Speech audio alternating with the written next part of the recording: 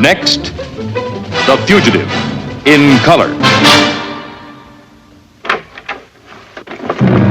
Grab it.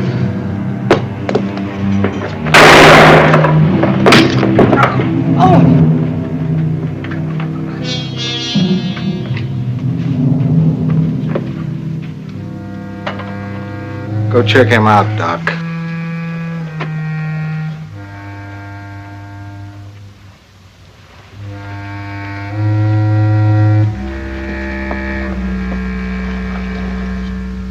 Nice try, lady. But you see, I remembered what Kenny told me about this place. He said it was owned by some old widow lady who never used it. You're Richard Kimball, aren't you? You're the ones who pulled off that armored car robbery yesterday in Plattsboro. You see? You know everybody. How is he? He's dead.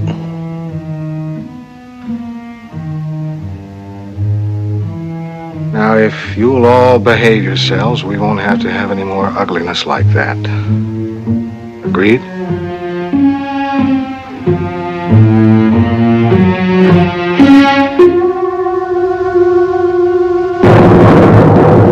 The Fugitive. A QM production.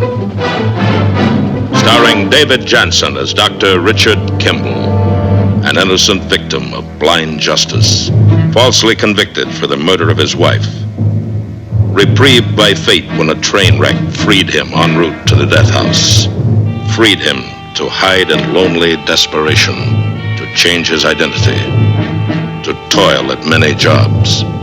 Freed him to search for a one-armed man he saw leave the scene of the crime. Freed him to run before the relentless pursuit of the police lieutenant obsessed with his capture. The guest stars in tonight's story, James Broderick, Edward Asner, Georgianne Johnson. Tonight's episode, Run the Man Down.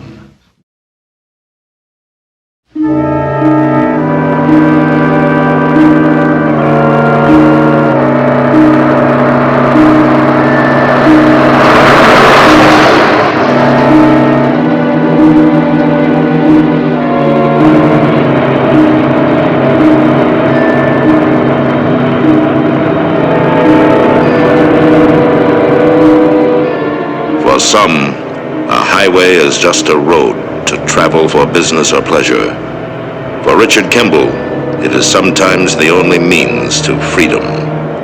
But at the moment, just minutes ahead of the law, it can be a one-way street leading to sudden death.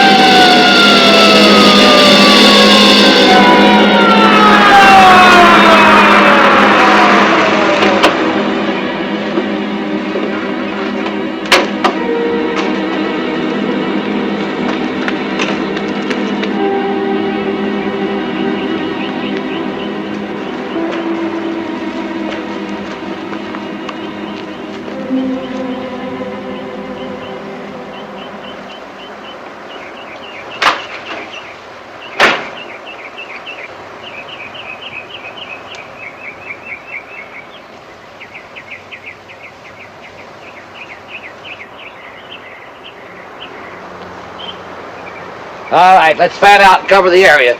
You two men head on up to the basin. Well, you won't catch Kimball that way, Captain. Yeah, why not? Well, you got 100 trails winding in and out of these hills. It's bush and pine for 100 square miles. You could send your entire force up there, and they'd have trouble finding each other. Well, of course, we're only state policemen, Sheriff. We don't have the natural confidence you mountain boys have. Well, the best idea might be to cover the roads and towns around these hills. Sooner or later, he's going to get tired and hungry, and he'll have to come out. When he does, you'll be waiting for him. Come on, Lee. These boys can take care of themselves.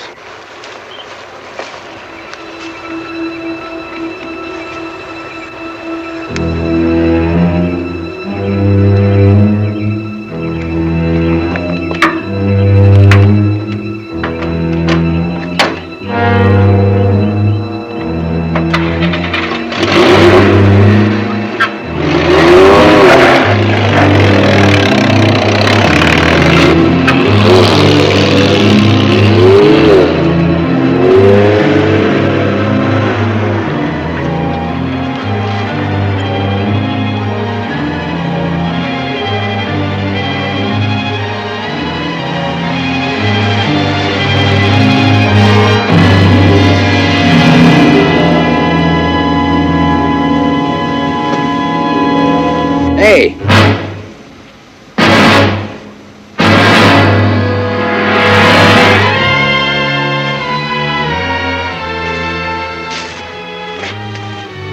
I could use some help. What happened? Caught a slug. What are you worried about? I was up there, I saw. You're only 2 steps ahead of the law yourself. What do you want? Help me get where I'm going. What's that?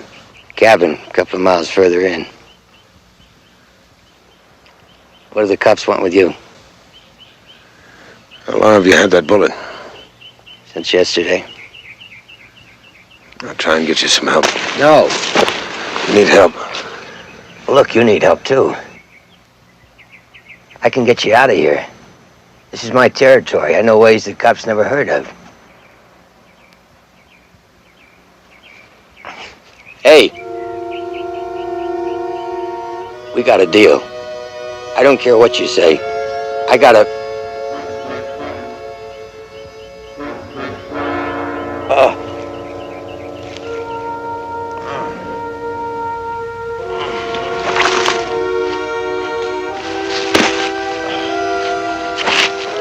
Come on.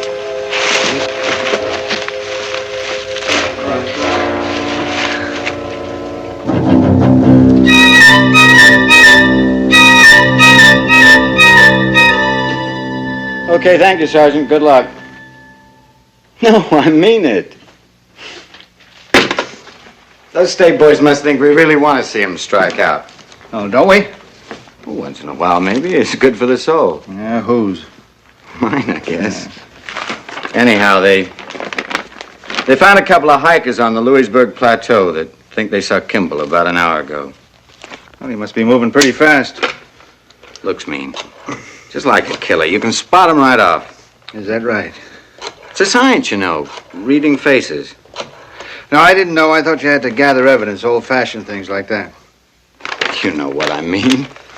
Oh, Mrs. Craig. Owen Troop. I'd like to talk to Laura, if she'd like to talk to me, that is.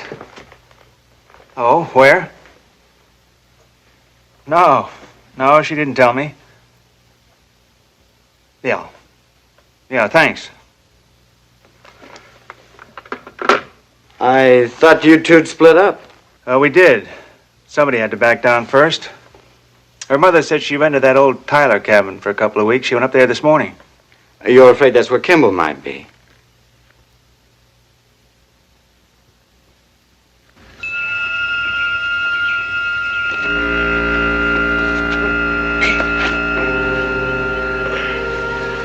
I have to keep moving. I have to tell my friends. Keep going, you'll bleed to death. We're almost there. Right through those trees.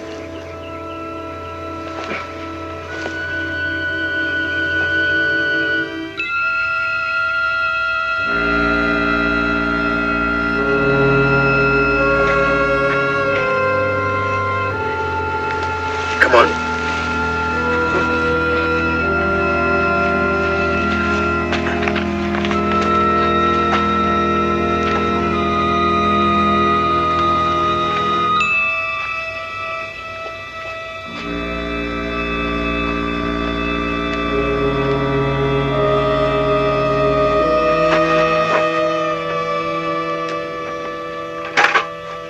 What happened? Hunting accident. Well, let's get him in the house.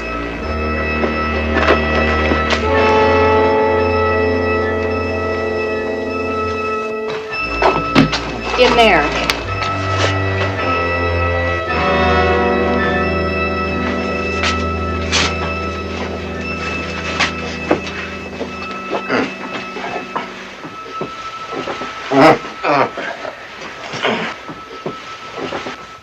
How bad is he?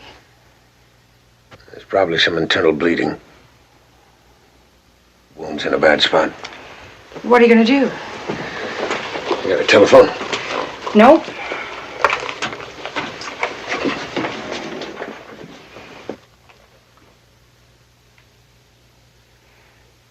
Well, even if I did, are you sure you want to use it? Well, why shouldn't I?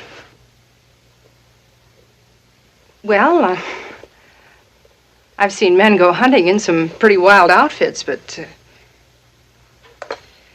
nobody goes hunting in shoes like these. Did you ever walk on pine needles and leather soles?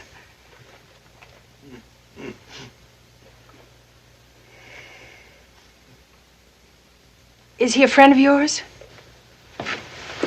No, I found him in the woods. He asked me to take him to this cabin. Truth? That's the truth. Well, a gunshot wound can mean a lot of things. Most of them bad.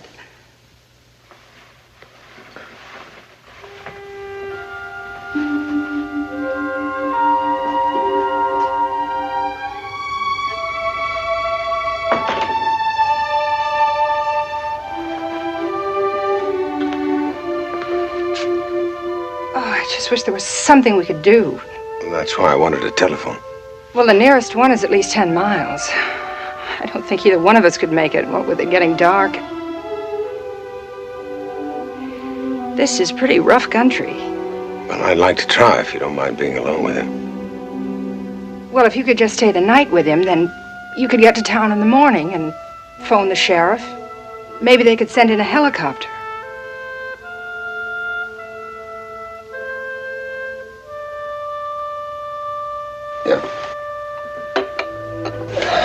Yeah, I guess that'd be best.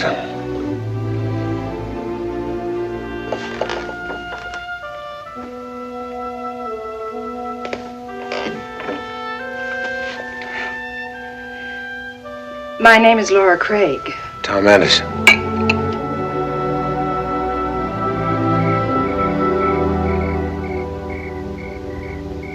Well, anyway, I didn't think it was childish.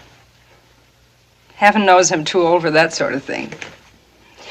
We grown-up ladies don't go all to pieces.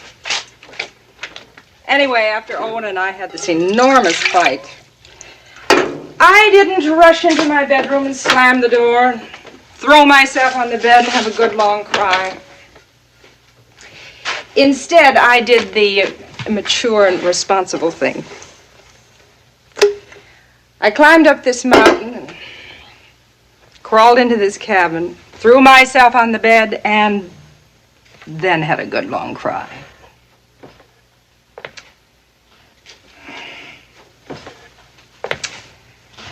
Who's ahead? Well, he is, but not by much. Still has a fever. Tomorrow I'll go into town. See if I can get that helicopter you spoke about and take him to the hospital. No hospitals. We made a deal.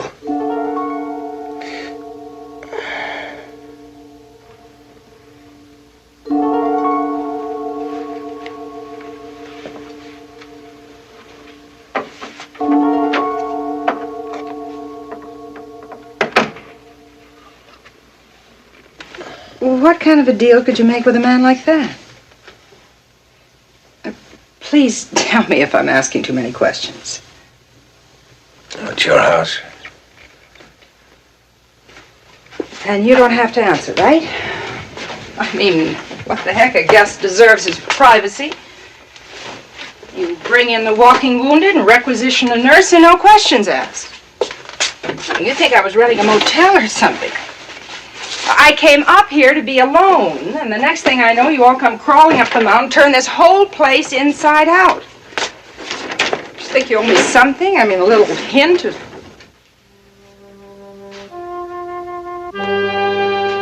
I guess I lost my audience.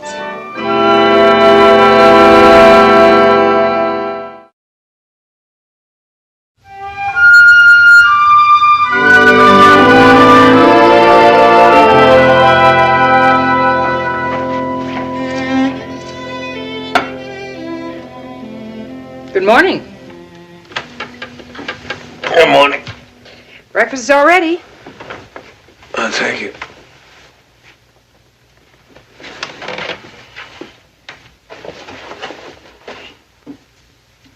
We've got visitors.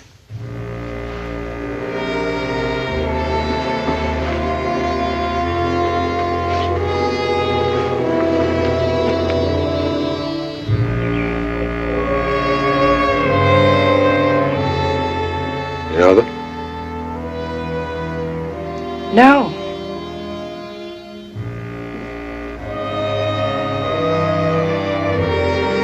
I'll tell you, after all this, he better be there. This is his territory. He'll be there. You might have told us about the road. The fuel line snapped like somebody took a sledgehammer to it.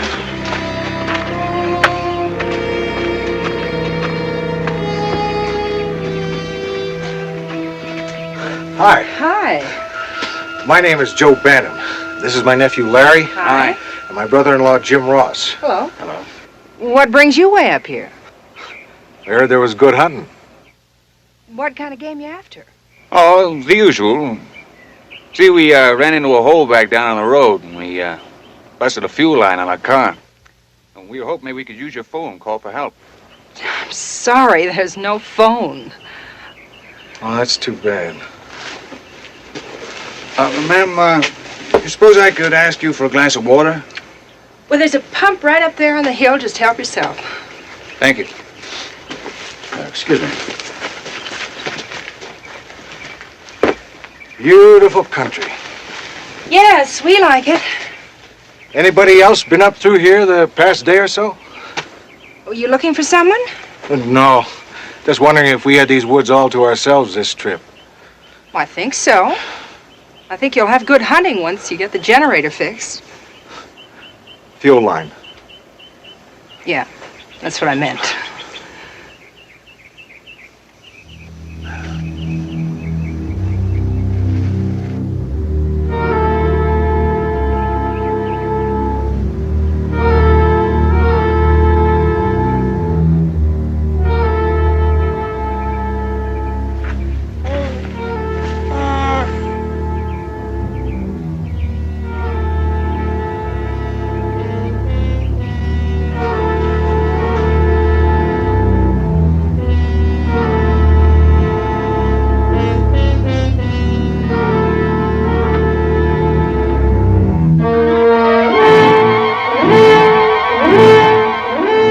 Hey, Ross!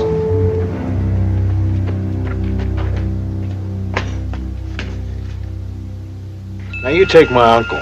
He was a real indoor man. He said to me, Joe, there's two things you gotta remember in life. Always have respect for your parents, and never leave the asphalt. Hey, Bantam, guess who's in here?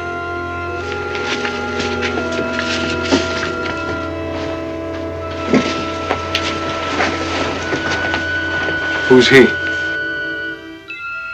I don't know. Who's here, that's all.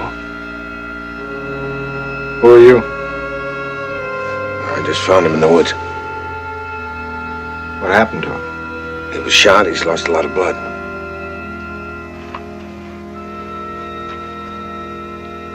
Take these two into the other room.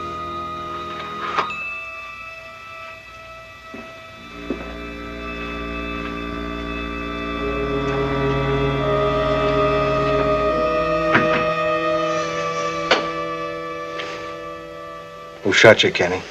The other guard. Armored car. Where's the money?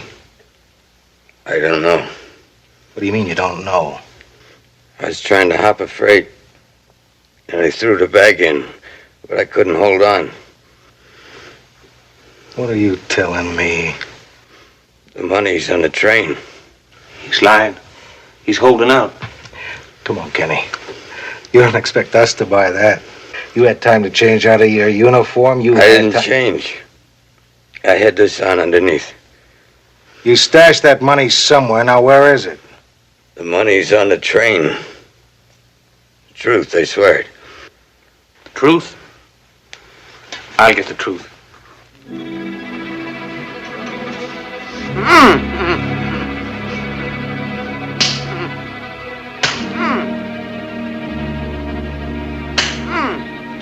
Forget it. You ain't going anywhere.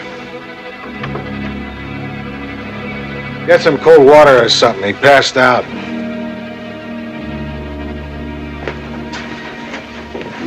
That man is badly hurt. You're trying to kill him. I think you're doing a pretty good job of it. We're not trying to kill him. But we're not trying not to kill him either. Who are you? I told you. We're hunters. And we just found what we're looking for.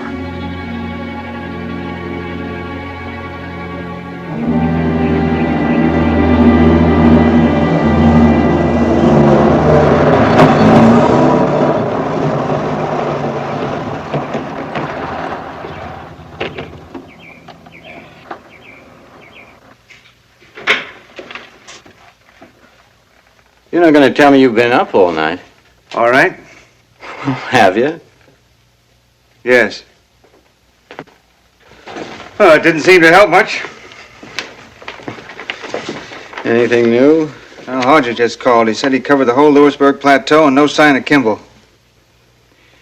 Well, he could have gone north or west. He could have made it out by now. Hodger's men would have nailed him on the highway. So, where is he? Right there, between Strawberry Mountain and the plateau. It's a lot of territory. Yeah, well, Laura's cabin is up there. I'm going to cover some of it right now. I'm going with you.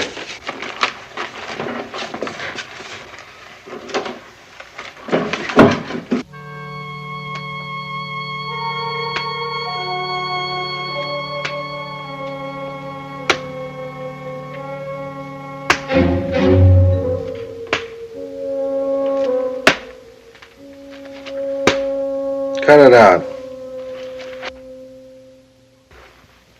I'm sorry. I'm sorry. Waiting around's got me nervous. What's the matter with you?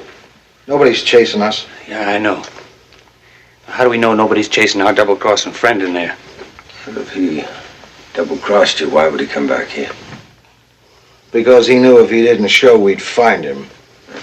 So I guess he figured his best bet was selling us a fairy tale. The bullet seems real enough. That's what I get for fooling with amateurs. If he'd have stuck to the plan, he'd have made it. We would have been there to help him. But he made his play a mile too soon.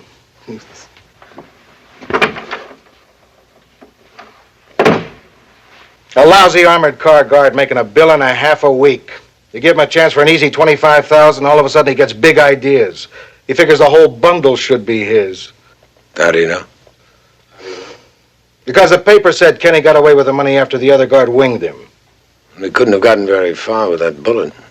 He had a car stashed, dished it near the freight yards. At least that's where the cops found it.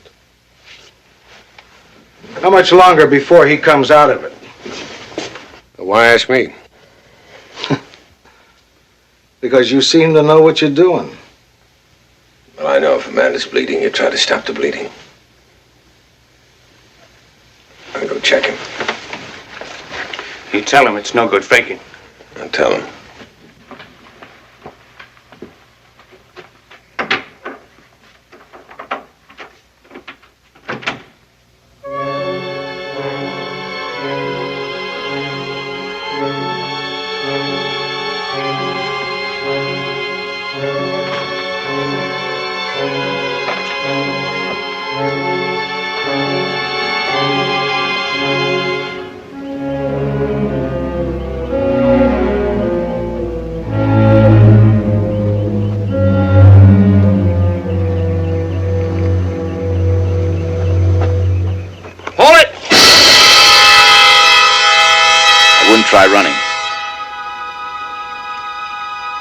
inside.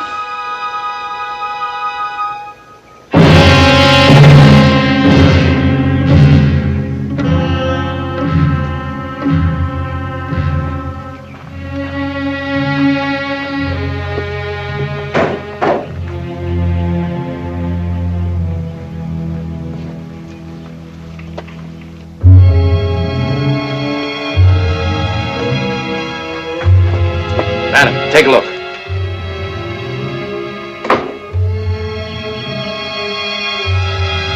Come here. You know? Yes. Do they know you're here? I don't know. Take him in the back room and keep him quiet with Kenny. Make sure they both keep their mouths shut.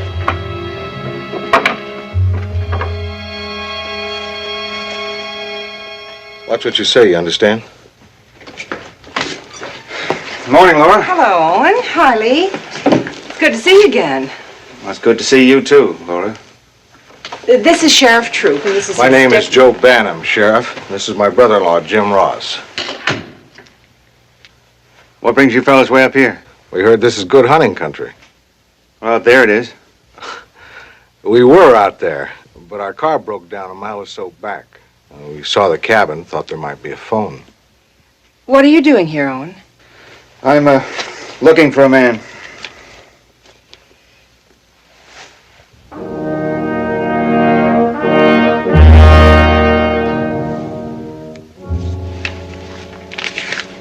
What did he do, this man? He killed his wife. Have you seen him? No, not around here. Dr. Kimball, huh?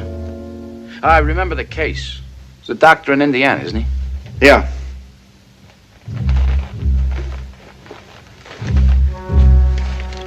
Well, if you do hear anything, I'd appreciate a call. Sure thing, Sheriff. Laura, I'd feel better if you came back into town. Oh, I can take care of myself. Anything I can do for you in town? Yes. Would you call Mr. Tyler? He was worried about that old wood-burning stove. Just tell him the draw's fine. All right. I'll probably check back in a couple of days.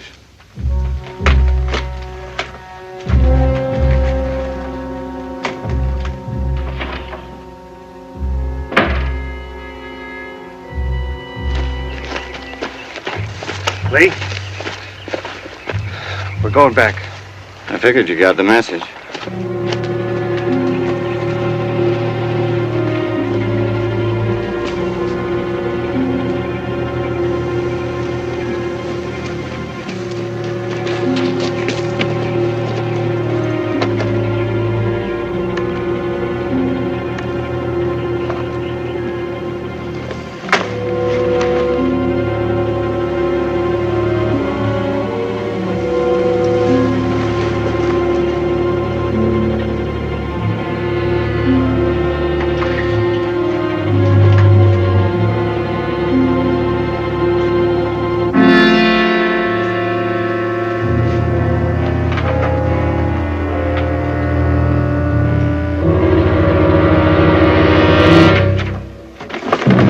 Grab it.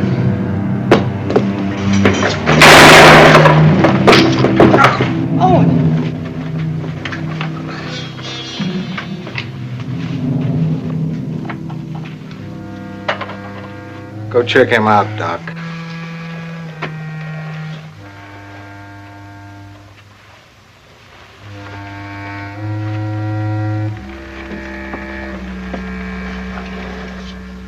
Nice try, lady. But you see, I remembered what Kenny told me about this place.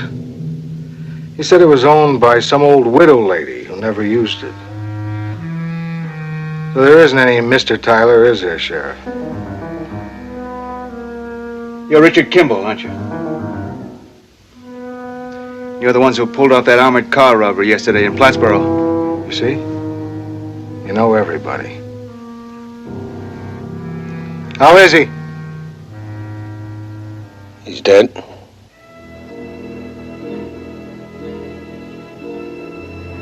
Now, if you'll all behave yourselves, we won't have to have any more ugliness like that. Agreed?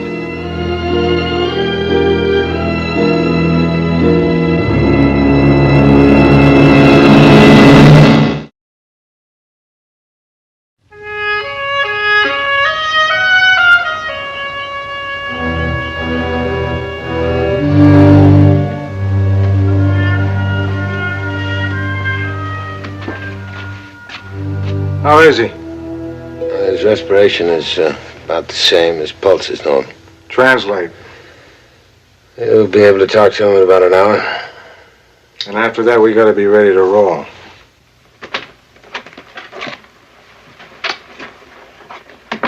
Car's here, all right. But it sure looks like it belongs to a sheriff. Where's the nearest garage? There's only one up here, about 10 miles further north. Okay, you're gonna drive us over there and we'll pick up whatever we need to patch up our car. Why take me? Might look a little funny, one of us driving up on your wheels. Give me the cuffs.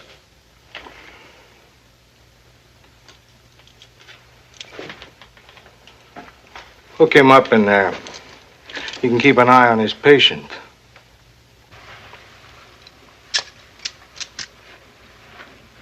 Oh, yeah.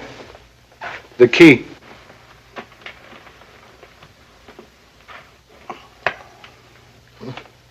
That's a cute bit. I gotta remember that. Let's go. We're not back in an hour. Take care of the girl. So no tricks, understand?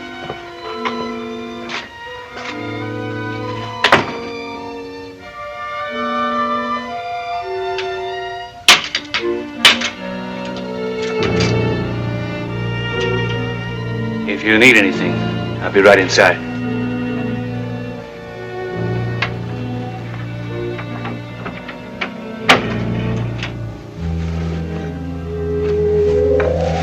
Well, I guess just you and me, huh? How about that?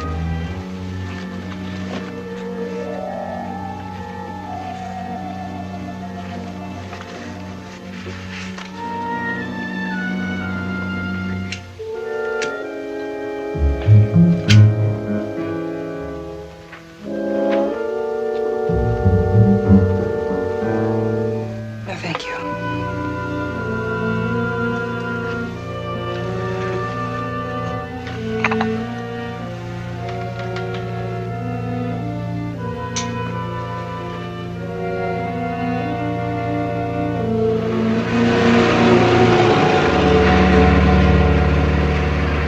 Howdy, Sheriff. We've been gone 20 minutes already. Hey, catch that killer yet? It's only a matter of time. That's what you tell those reporters when you know he got away. Fill her up for you? No, thanks. These men here want to talk to you. Their car broke down. Maybe you can help them out. Well, I sure will if I can. Well, I'll need some tools, and maybe you can find a couple of parts someplace, huh? Yeah, right over here. You see? No trouble here, no trouble back there. You know, when you're all dressed up, I bet you're a pretty good-looking girl. I mean, something tight, like shows you off a little.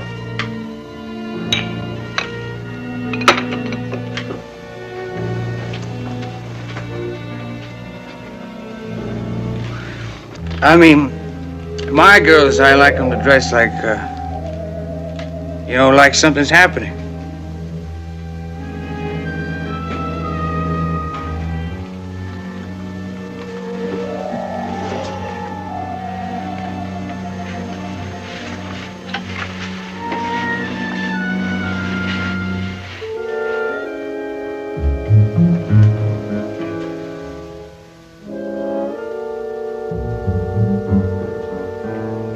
You don't want to talk?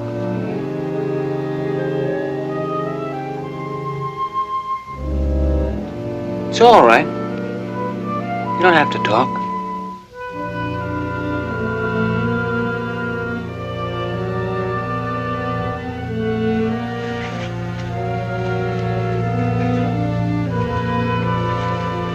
I mean, there's lots of other ways we can pass the time.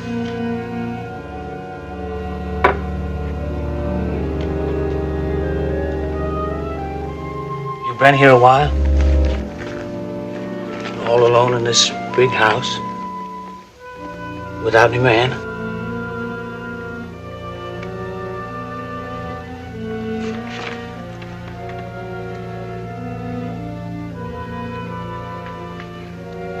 please.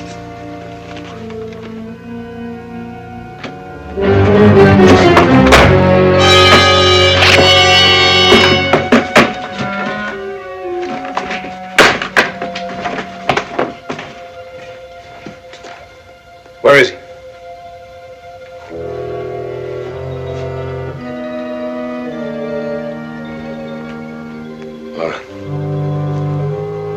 Laura, the key to the handcuffs. It's in his jacket. Get the key to the handcuffs.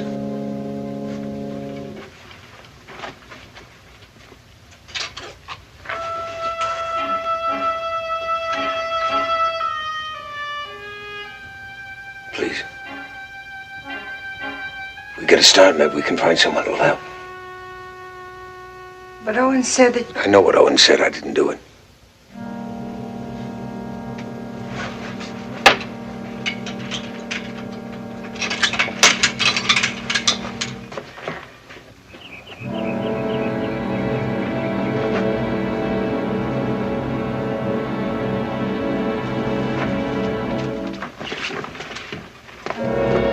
Where's Kenny? Hey, Bantam! Bantam! Bantam! What's going on? Where is he? I'm all right, Owen. Give me a hand here. Go help him.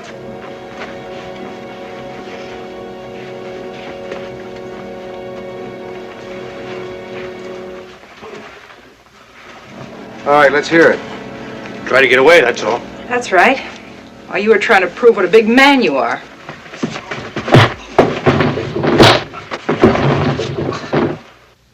How is he? The bullet's worked its way in deeper. Then take it out. He needs a hospital. Even then, he may not make it. Well, all he's gonna get is you. You fix up Kenny, and you get turned loose. Hey. Don't worry. He's not gonna be calling any cops. Girl goes with me? No chance. Well, after you leave, there's no phone, there's no car. We can't do you any harm. Look, I could lie to you. I could say, sure, you can have the girl, but I'd never let you walk out with her. So I'm just trying to play it straight with you. You help him, I help you. Forget the girl.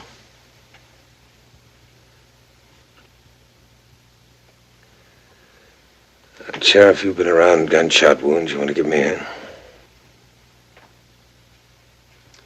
All right. Remember, the deal is you give it your best shot, understand? Yeah, you get everyone out of here. Ross. But you wait right outside that door. And this time keep your mind on what you're doing.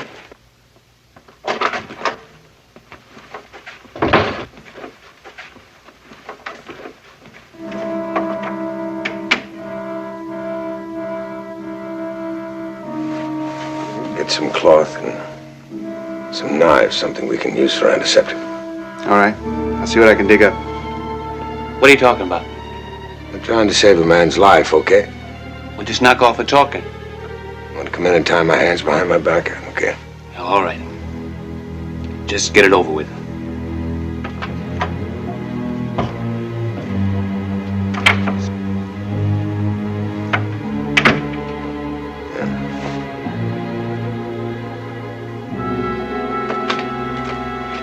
I got the car running. They still in there? How long does it take to take out one lousy slug? Relax, they have to get to it. I'm gonna take a look. Forget it. They got enough to worry about without a kibitzer.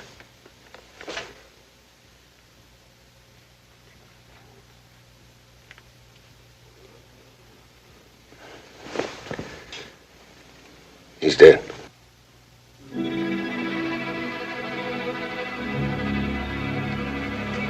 Don't sit down.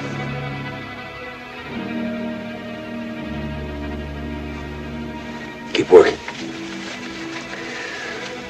They find out he's dead, we're in a lot of trouble. What do you care? You made your deal. They can change their mind. Know that Kenny's dead. There's no reason to keep any of us alive. They could have a reason. The money? That's right. We'll tell them where it is.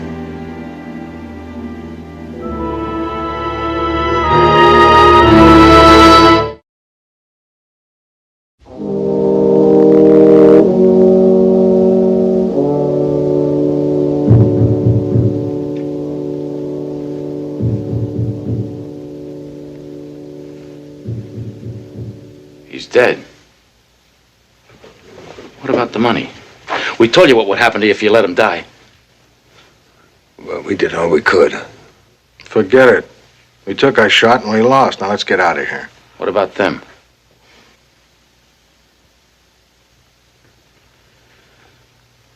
Now let's see about that. Doc Kimball here won't give us any trouble. He has his own problems with the law. You will take out of the state Banham's reward for services rendered. That leaves the two of them. We're going to have to do something about that.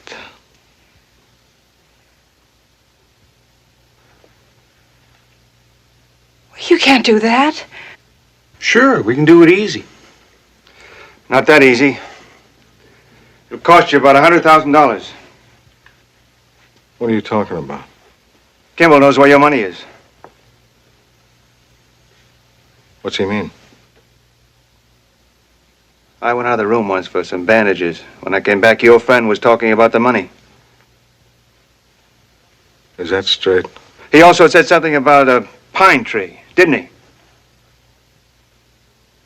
Okay. All of it. Now, just what did he say to you? Well, he was delirious. I don't think he knew what he was saying. But maybe we do. Let's have it. He said something about a pine tree. Something about lightning hitting a pine tree. I don't know. It didn't make much sense. It makes plenty of sense, and you know it. It must be where Kenny hid the money. What good would that do? You know how many pine trees are out there? I don't care how many, we'll find it. Yeah, but that'd take too much time. The sheriff's pals are probably on their way up here already. I'm not walking away from that $100,000. You want some help? From a sheriff? Yeah, sure. I can take you to the money. I know where that pine tree is. I can take you there. Yeah, he'll take you right to the cops. He knows it'd never work. Not with a gun in his back. You must want something. I want Richard Kimball.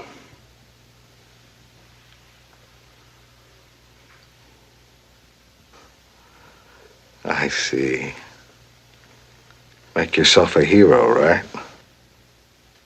Something like that. And there's another thing. Make your pitch. I can always turn it down. Laura, she goes back with me. I hope all this isn't going to your head. If it was me, I wouldn't bother. Well, what about it? What makes you think I'd keep any deal after we find the money? Well, you kept your promise to Kimball. I figure I'll take a chance you do the same for me.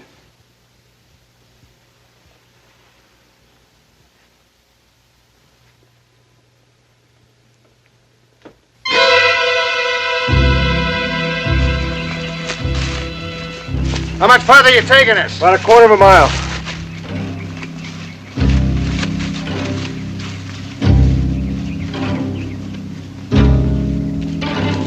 This better not be a wild goose chase, Sheriff.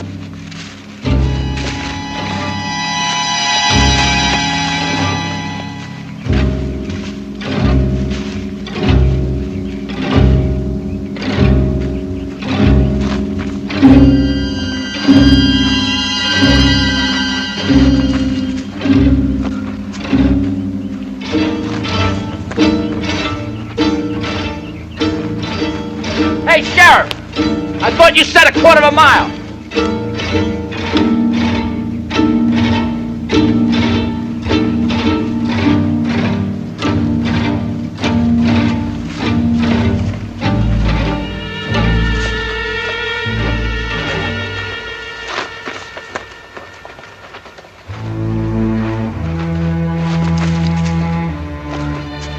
What are we stopping here for?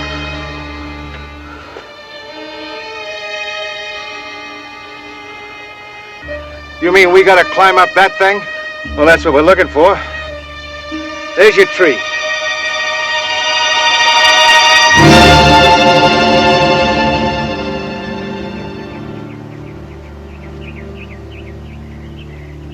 Okay. You first.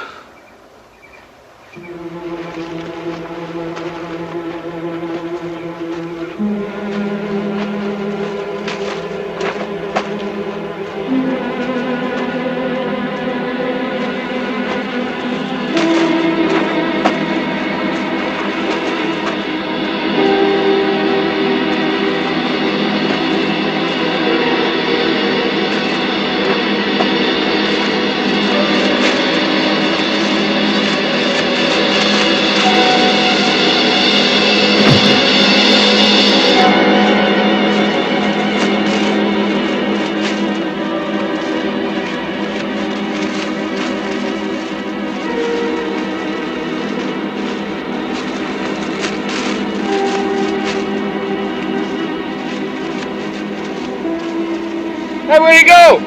Don't worry, just keep moving.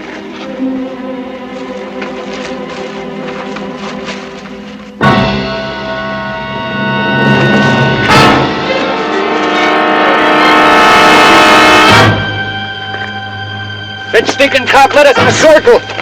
Ross!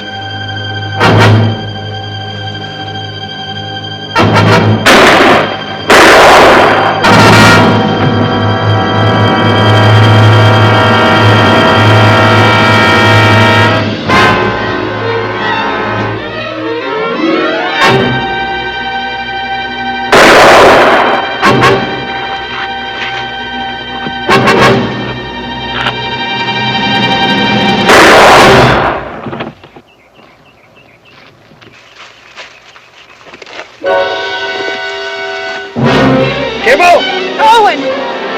Kimball! Owen, no! Kimball! Owen, don't! Just want to bring him in. I won't shoot to kill. Well, at this range, how can you be sure? Owen! He saved our lives.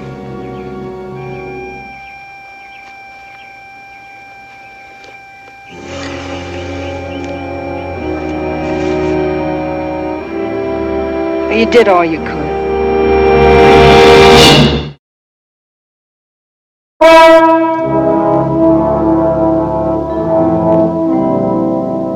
Oh, you bet. He's got to be smart to get past your boys. Yeah, right, Captain. Well, the state boys pulled out. They figured Kimball made it. You think so? Well, if he didn't, he will now. I hope so. I want to drop over and see Lee Runnels' family. We got a check for him from our welfare fund. Wonder if you might want to come along. Yes. I'd like to. Oh, speaking of money, a yard checker in Kansas City found Bantam's $100,000 in an empty boxcar.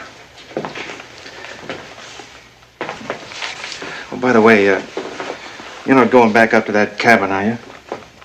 Not alone, I'm not.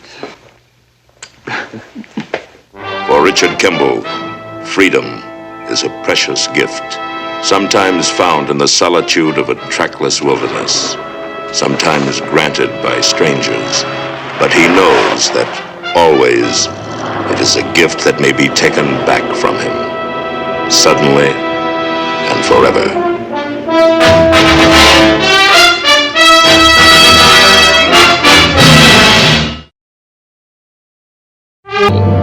An innocent victim of blind justice, falsely convicted for the murder of his wife, reprieved by fate when a train wreck freed him en route to the death house, freed him to hide in lonely desperation, to change his identity, to toil at many jobs, freed him to search for a one-armed man he saw leave the scene of the crime, freed him to run before the relentless pursuit of the police lieutenant obsessed with his capture. The guest stars in tonight's story, John Larch, Joseph Campanella, Bo Bridges. Tonight's episode, The Other Side of the Coin.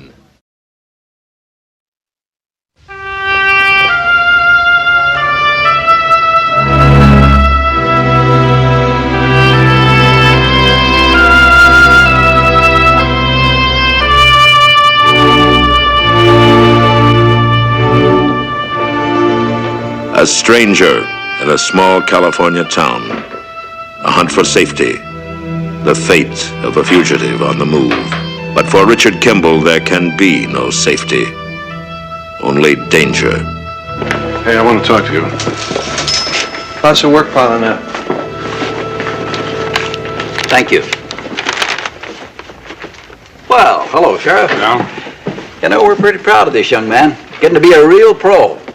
Take over, Larry. Let me get at that paperwork. Right. I called you, Larry. Now, why didn't you come to the phone? I was busy. Had lots of deliveries, didn't I, Jim? Yes. Well, you mean to tell me he was that busy he couldn't even come to the phone? Well, it was pretty hectic. Okay. I was worried. Kid isn't home for 3 days. A man gets worried. Oh, why don't you leave me alone, Dad? I'm not a kid anymore. I know. I offered you a job as a deputy, didn't I? Could have been a big future for you. I don't want to be a cop. You got something against cops? Everything I say, you twist it. I got you other offers, other jobs. Yeah, and I appreciate that.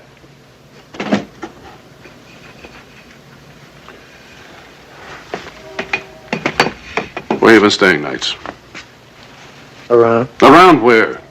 With Jim there. He's been putting me up. He is, huh?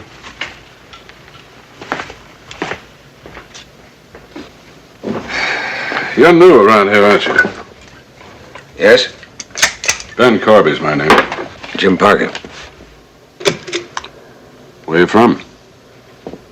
Illinois. My father, the cop. Where you staying? At 1016 North Maple. 1016 North Maple. What's that, a hotel? Oh, it's a boarding house. Mrs. Blake. I'll tell you what, Parker. I'd appreciate it if you didn't put him up anymore. He's got a home with me.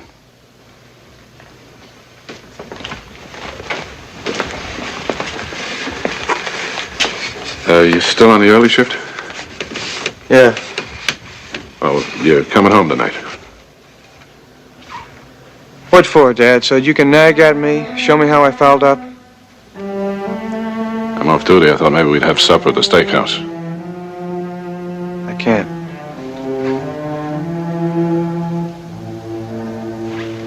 When will you be home? Later. I'll see you, kid.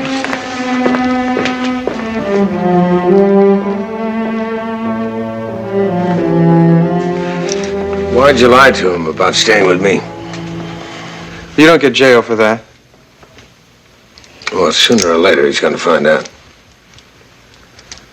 Oh, just once I'd like to bust wide open. Stand right up to him and spit in his eye. Well, I'd appreciate it if you kept me out of it. Oh, yeah. I'm sorry.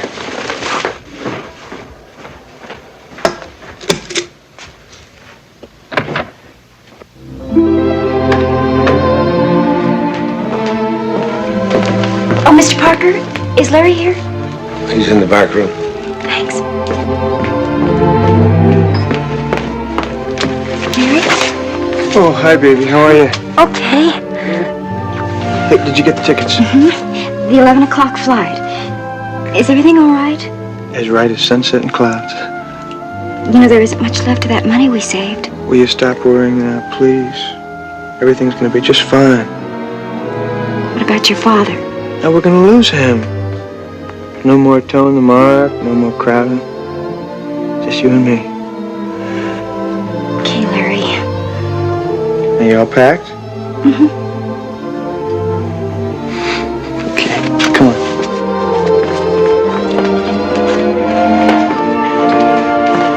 Everything's gonna be just fine. Now button all your buttons. And keep the lights shining, and I'm gonna pick you up about 9:30. Look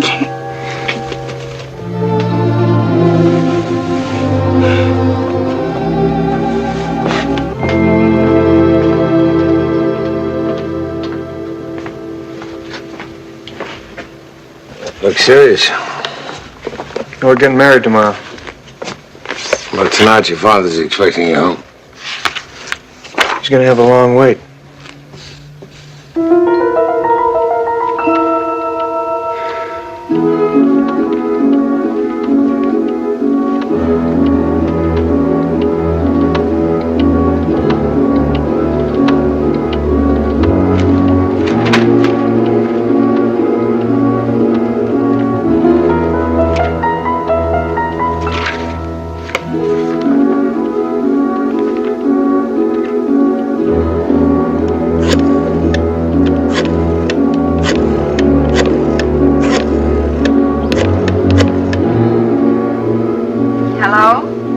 Jim Parker, please.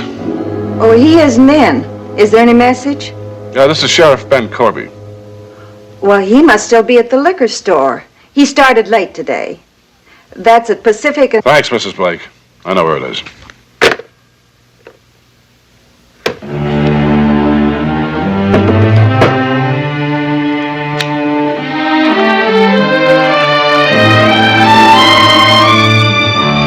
Well, Jim, how's it going? Fine. Good. Another week on the job and you'll think you've been here all your life. Well, you finish this up, then we'll get out of here, huh? Okay.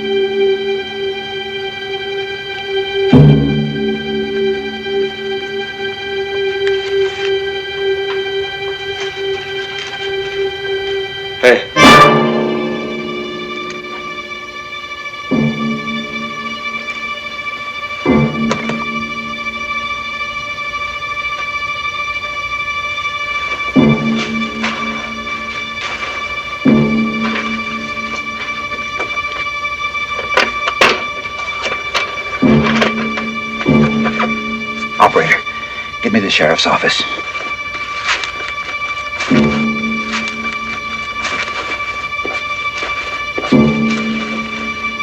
Please hurry.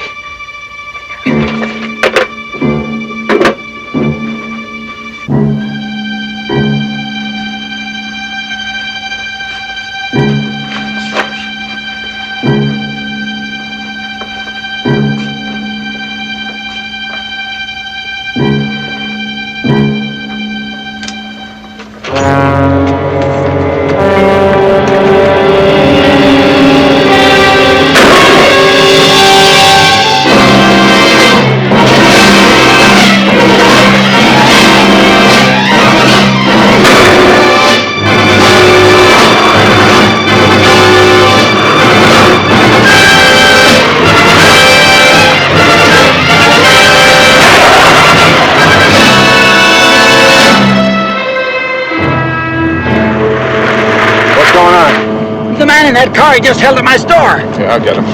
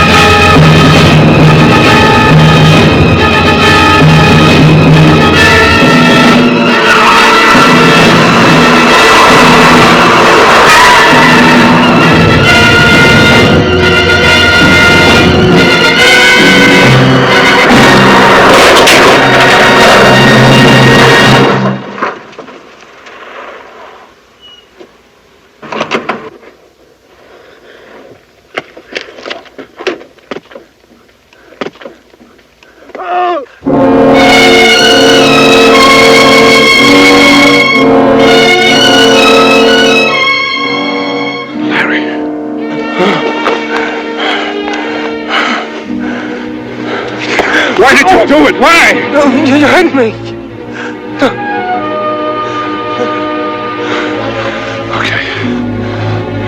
Okay, we'll get you fixed up.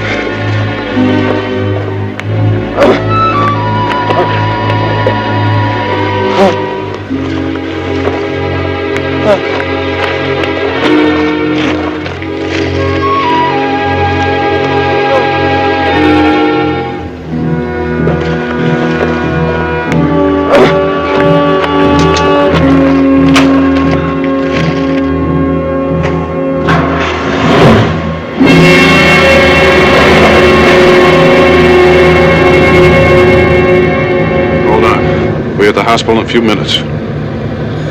No, Dad. It's the only thing to do. Now just take me home. I don't want to go to jail. You want me to cover for you?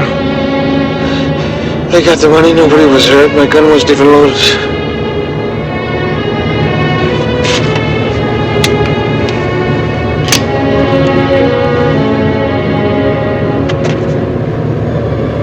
But you stole a car, made the attempt. I had to do it. I was in a jam. You didn't have to do this. Please don't be a cop now.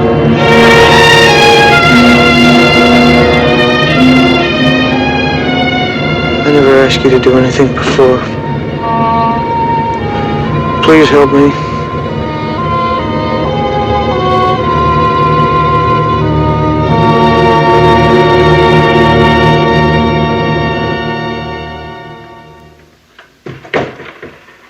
Anything wrong?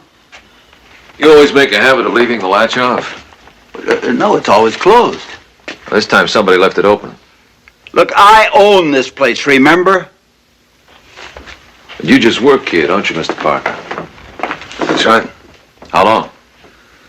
A week. Look, he's a guy who was held up. Where you from? Centralia, Illinois. Got any identification? Sure. What brought you so far from home? Well, no, I guess I just sort of liked the way the place looked. You traveled 2,000 miles, no friends, and all of a sudden this town sparks you. I'd like to question you further at the sheriff's office, Mr. Parker. Well, I told you all I know.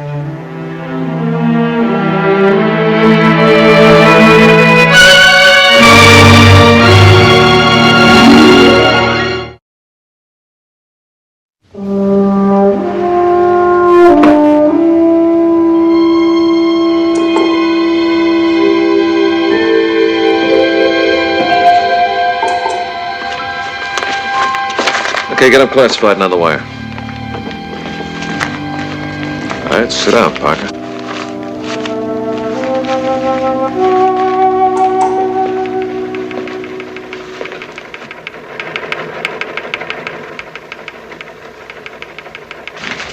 You don't look very comfortable, Mr. Parker. Anyone ever look comfortable in here? They've got nothing to hide. Ever been in one of these places before? No. And you've never been in this town before?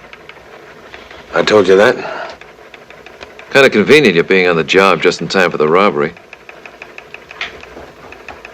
Who pulled the job, Parker? I don't know. You handed him the money, you had a good look at him? I couldn't recognize him. He had a ski mask pulled down over his face. That back door was left open. I don't know anything about it. Nobody ever hit that liquor store before, not till you got on the job. Now, who was in on it with you? Whoever it was alone. I don't know who it was. And we'll soon find out. Get me the sheriff.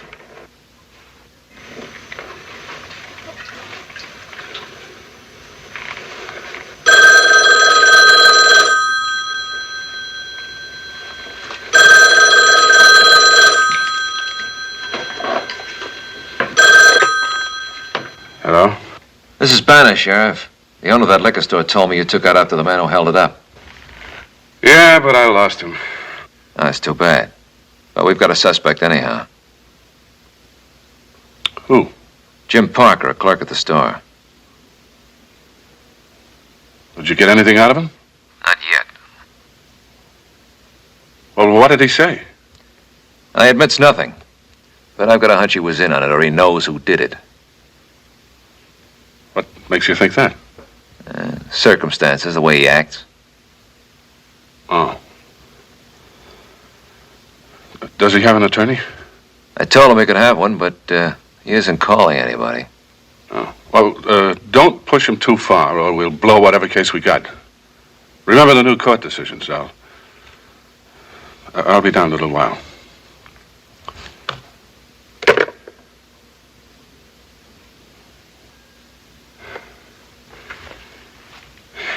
Well, it's all over, kid. They picked up your buddy. What buddy? Parker. They just picked him up. No, it's just me, Dad. He had nothing to do with it.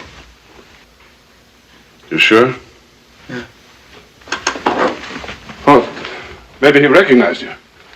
I couldn't have. Boy, he had a good look. Not through that mask. What do I do about him? Banner thinks he's building a case. Get him off the hook, Dad. Not that simple, kid. No, you gotta do that.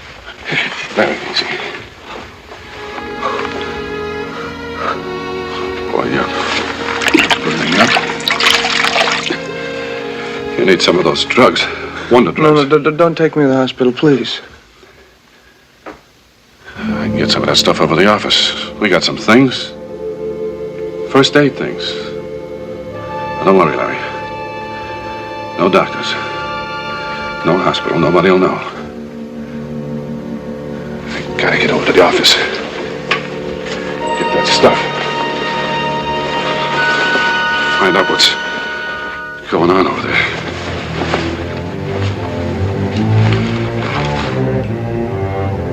Okay? Thanks.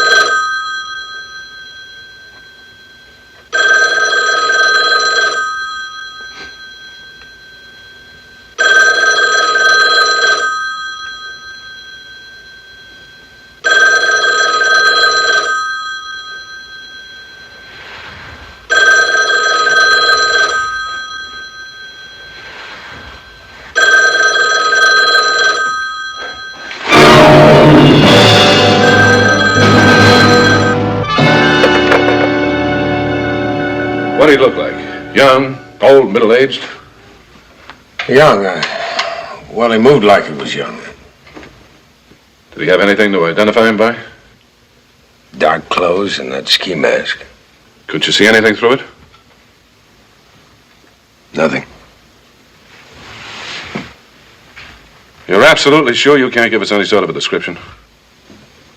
I'm certain.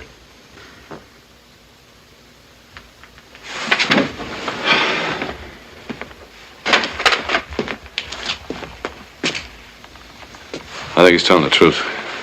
He could have been the inside man. Yeah, he'd be crazy to set himself up like that. Let him go. We can't hold him any longer without charging him.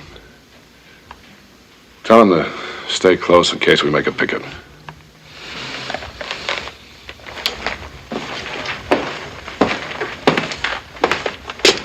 Let's go.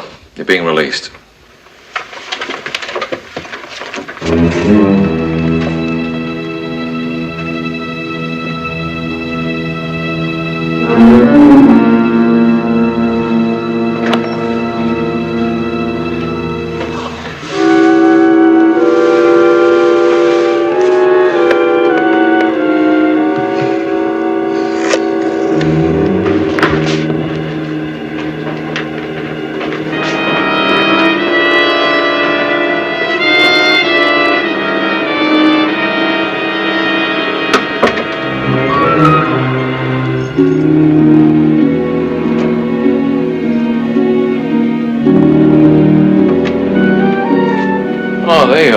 phone call for you.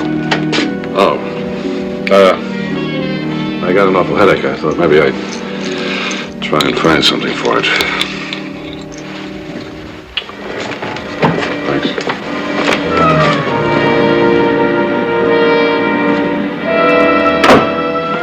Put it on 3, will you? Hello. Hi, Dad. It's me, Larry. What is it?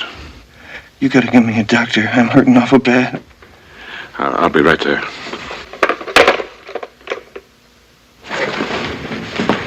Oh, well, I'll be back later. Fine, Sheriff. Hope your headache's better. Thanks.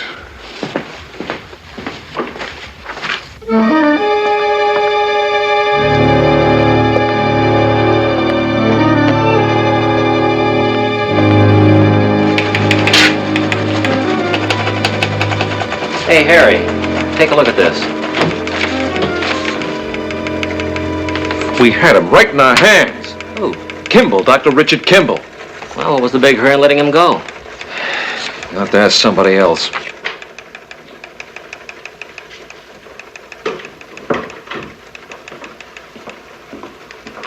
Sheriff! 15 minutes and we'd have had him for keeps. All right. Stake out the railroad and bus depots. Set up a roadblock. Put out on all points on him. He hasn't had time to get out. Right. Oh, Harry, look, take over, will you?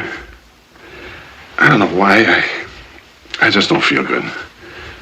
I'll probably see you in the morning, huh? Sure.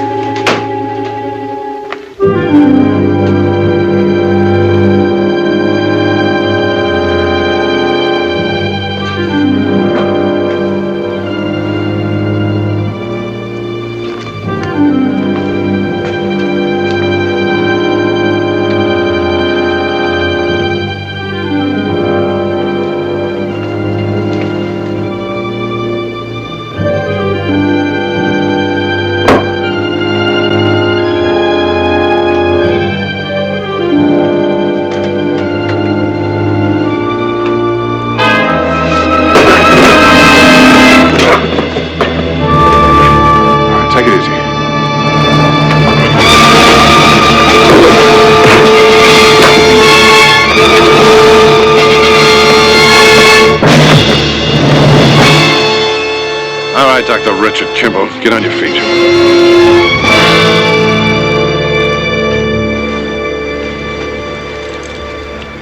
Come on, get your hands out.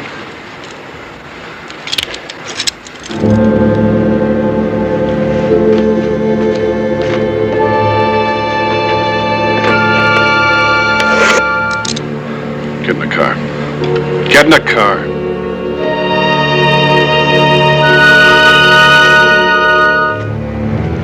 Listen to me, Doctor. One phony move out of you and you're dead.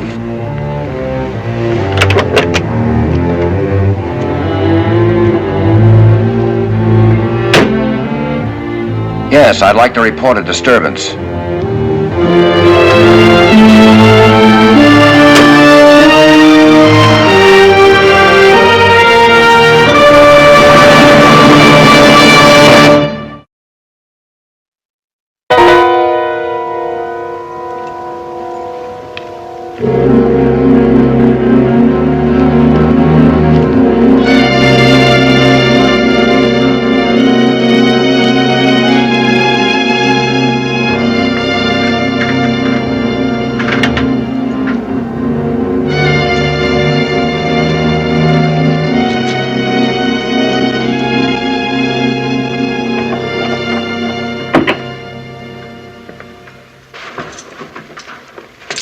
Larry.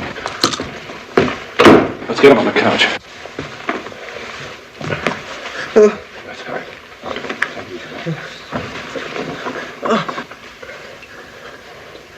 What are you doing here? Larry, he's going to help you.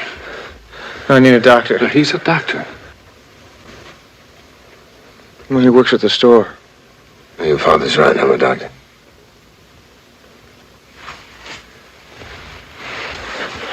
Larry. Larry, he can help you.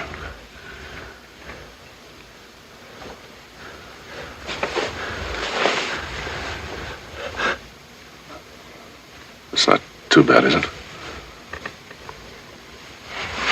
That's bad. He needs to go to a hospital. No. No hospital. No outside doctors. You're going to pull him through.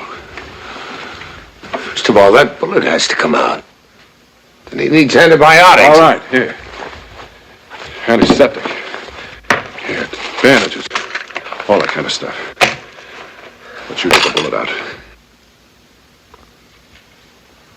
If I could get the bullet out, there'd still be internal damage. Don't stall.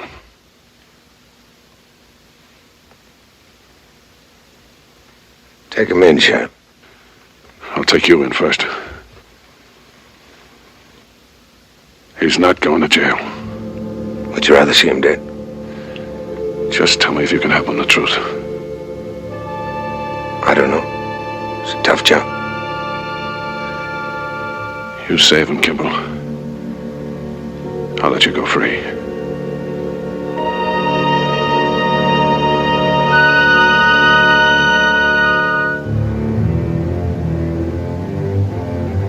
I'd need instruments and drugs.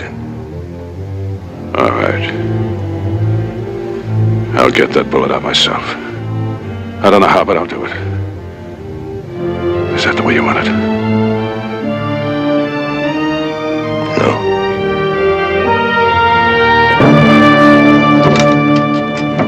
I heard him come in about an hour ago, so I know he was here.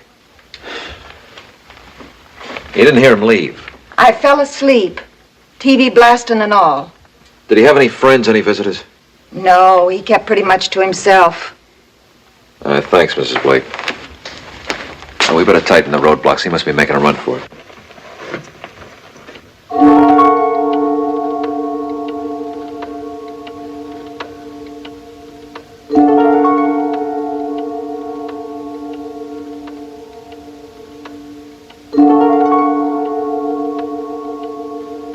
How's he doing?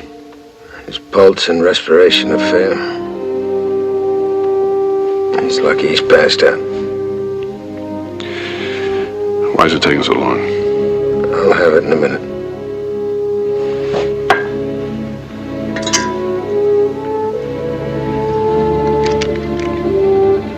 He's gonna have to be watched carefully. He's a strong kid. He'll pull through.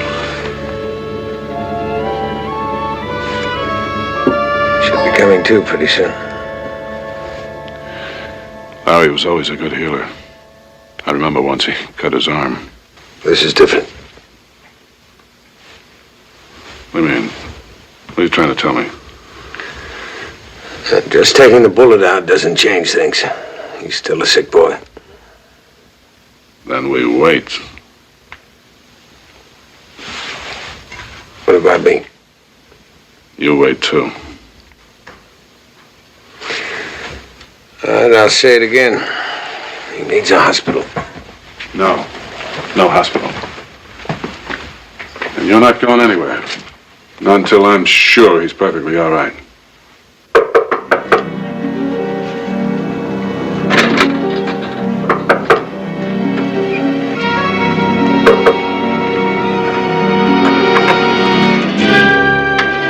Is Larry home? It's almost 3 in the morning, you know that? Well, I tried to call, but nobody answered. I was worried. What about? What have you and Larry been up to? Nothing. You sure? Well, we had a date. He didn't show up. You sure it was a date and nothing else? Please tell me where he is, Mr. Corby. Where is he? That's him. Some other time. It's late. No, there's something wrong. There's nothing wrong. Now, you better leave. Look, I belong with him. We're getting married tomorrow. Married? What happened? I'll tell you what happened. You made him steal for you. You turned him into a filthy criminal. What are you talking about? He held up a liquor store and got shot. If he dies, it's your fault. No, she had nothing to do with it. She had everything to do with it. No, Mr. Corby. You're the one to blame. Nothing was good enough for your son. But then he found something I guess he really wanted. Only he was too scared to come and talk to you about it. You don't know what you're saying. He had to get away from you. I wanted what was right for him. Well, I guess it didn't work out right, did it? 2 kids without a penny. What do you think would have happened if you'd run off and gotten married? I don't know. But maybe it was up to us to find out. Kimball! You're not going anywhere. Not till Larry's all right. Nothing more I can do for him. That's what you say. That's the truth. Maybe. We made a deal, Sheriff. You can't get out of this town, Kimball. Not tonight. I can try if you'll let me go. What I found out about you isn't private information. It came over the teletype. All the railroads and bus stops are staked out. The roads are blocked. You're boxed in. There's only one safe place for you. It's right here.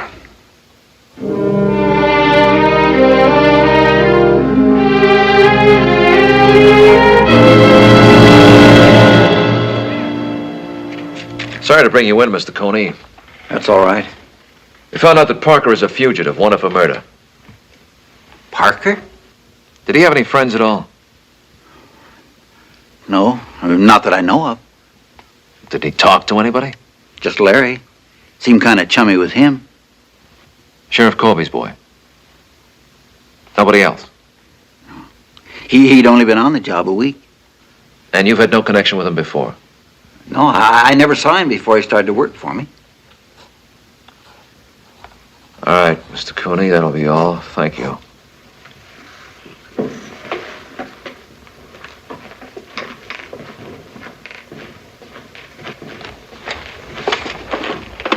The sheriff's boy and Kimball, huh? They just work together. Maybe I better talk to him. Give me the sheriff's house. Fever's up. Please, Mr. Corby, you've got to get him to a hospital. He'll be all right. How do you know that? Oh, how can you take that kind of a chance? Hello. This is Harry, Sheriff. I hope I didn't get you up. But the only link we've got to Kimball is your son, Larry. Can I talk to him? Well, he isn't here, Harry. But do you have any idea where he can be reached? No, none at all. Well, maybe you can help, Sheriff. Would you know of a mutual friend that Larry and Kimball might have had? Well, what are you getting at, Harry? Well, the whole town's covered. Kimball's socked in somewhere. Your son might be of some help. Oh. Well, when he comes in, I'll ask him.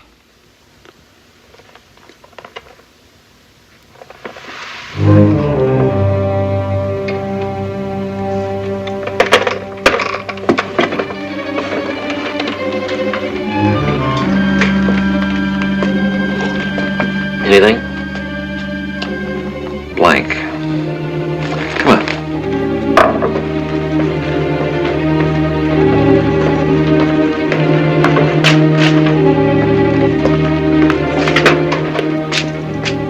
Something missing? It sure looks that way. What's up? I don't know yet. Let's check the inventory. 2 pairs of surgical scissors.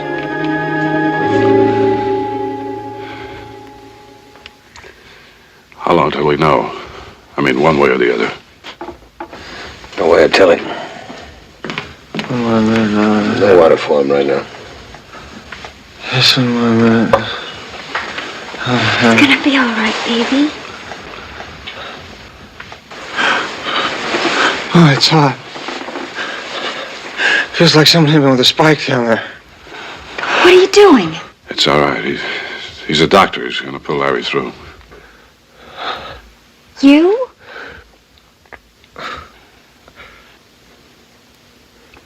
I'm a doctor.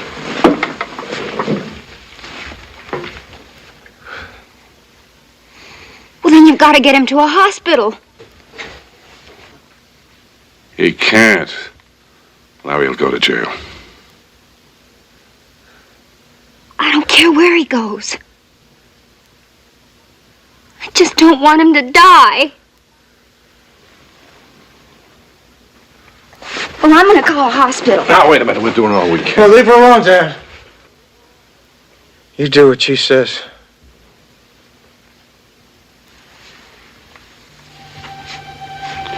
Larry, her way means spending years in the penitentiary. Whatever she wants, you do it.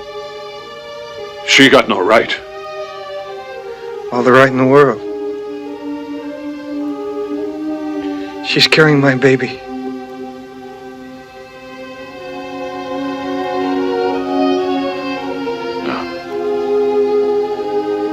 No, it's not true. It's just not true. It's true.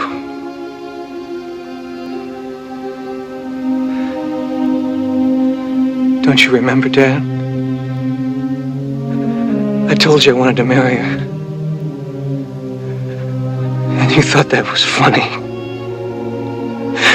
You laughed, said I was just a kid, I didn't know what I was doing. Well, I had to do it, I needed the money. I'm gonna tell you why I had to do it. You know why, Dad?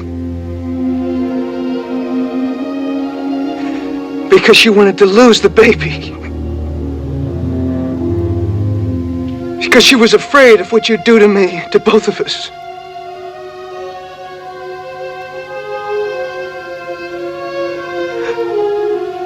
All I wanted to do was just get some money and marry her and take care of my baby.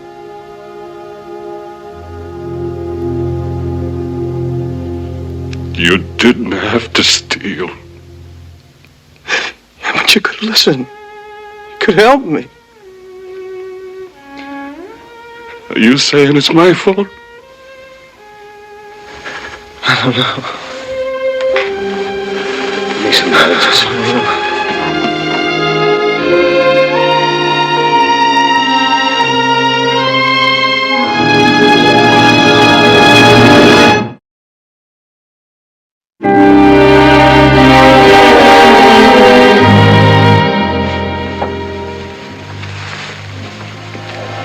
He's still in a coma. You'll come out of it. You learned that in your first aid class? I've seen him shot up worse and pull through. He's your son. If you care about him, get him to a hospital. Was it your career, your reputation? Is that what you're worried about? Your son is dying. No. He's dying, and if he dies, you're going to have to live with the fact that you could have saved him.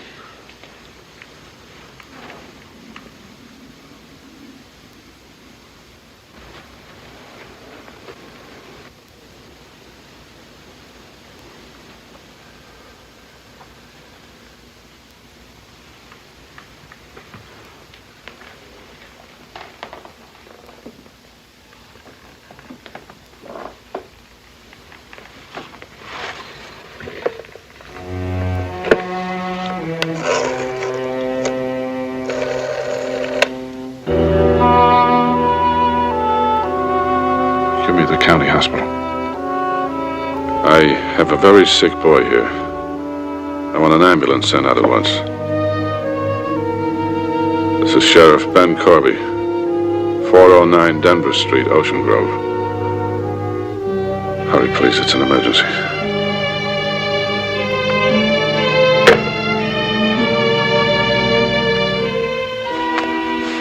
Our bargain, Sheriff, you were going to let me go.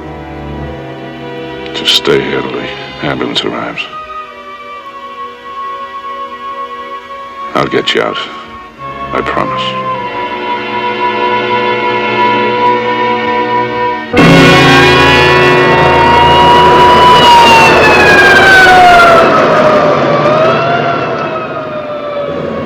How much longer? Oh, about 10 minutes.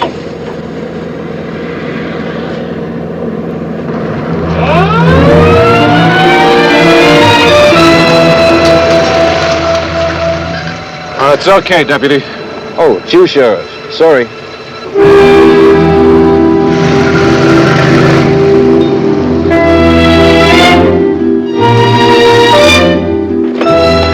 Anything come into that liquor store holdup? Nothing. There was a call a little after midnight, something about a street fight. Yeah, but we sent car 6 over there and they couldn't find anything. Where was it? 1016 Maple. The man who called gave his name as Sears. Must have been somebody from Mrs. Blake's rooming house. Get this Mr. Sears in. I want to talk to him.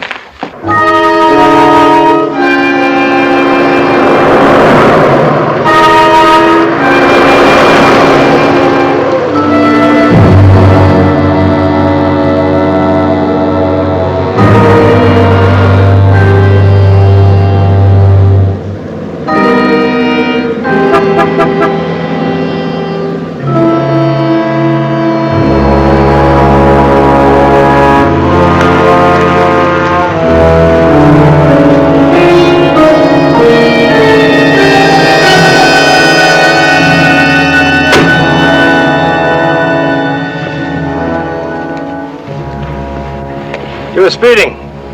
20 miles over the limit. Oh, that's all right, officer. I'm Sheriff Ben Corby, Ocean Grove Station. Your identification, please. Sure.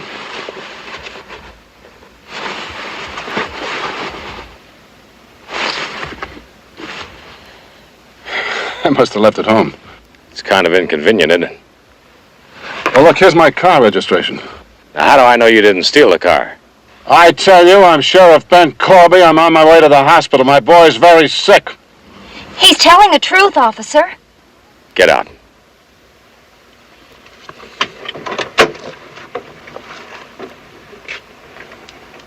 Open up the trunk. Well, now, look, things happen so fast with my boy. I just didn't have time to pick up my identifications. Uh-huh. Well, come on. Come on, open it up.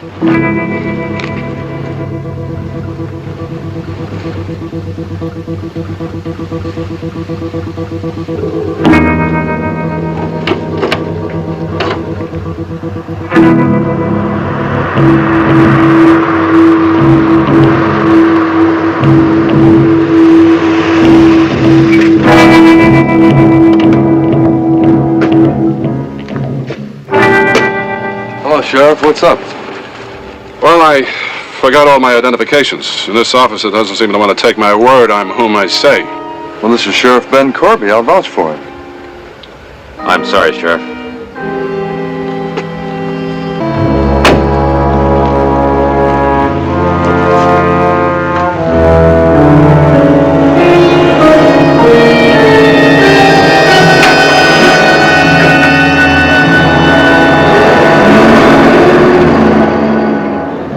I guess in a way this is kind of late, but believe me, I'm sorry about a lot of things. Yeah, we're all sorry. You really love him? Yes, I do. Maybe for a little while I can take Larry's place. I mean, you know, see you through the baby and all. I don't know, maybe.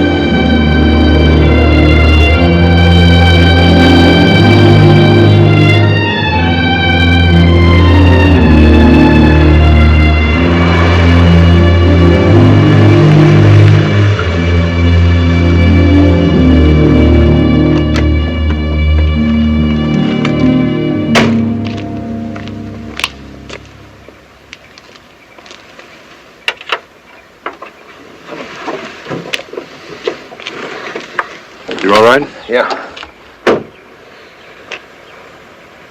I don't know if you're guilty or not. Just beat it.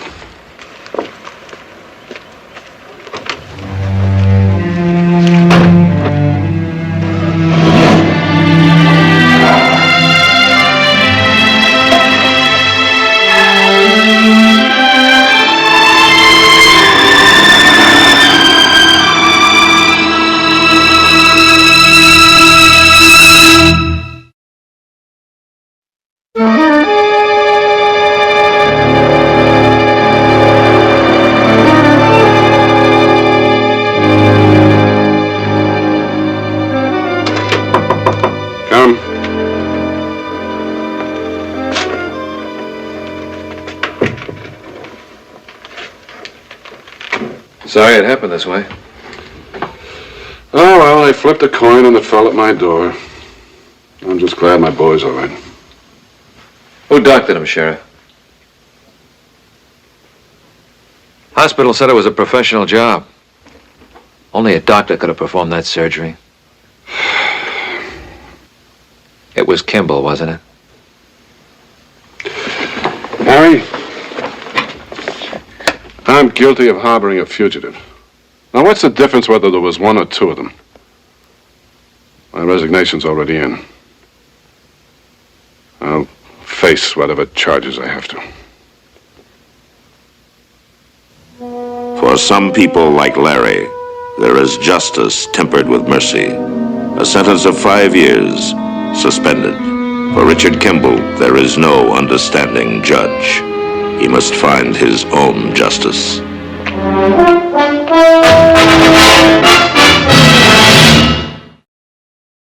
At least till the doctor comes. The doctor I want is already here.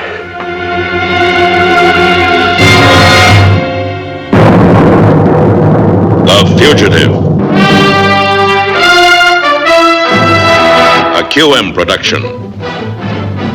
Starring David Jansen as Dr. Richard Kimball, an innocent victim of blind justice, falsely convicted for the murder of his wife. Reprieved by fate when a train wreck freed him en route to the death house. Freed him to hide in lonely desperation, to change his identity, to toil at many jobs. Freed him to search for a one-armed man he saw leave the scene of the crime. Freed him to run before the relentless pursuit of the police lieutenant obsessed with his capture.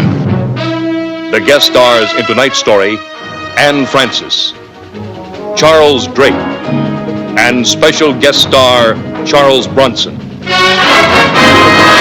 Tonight's episode, The One That Got Away.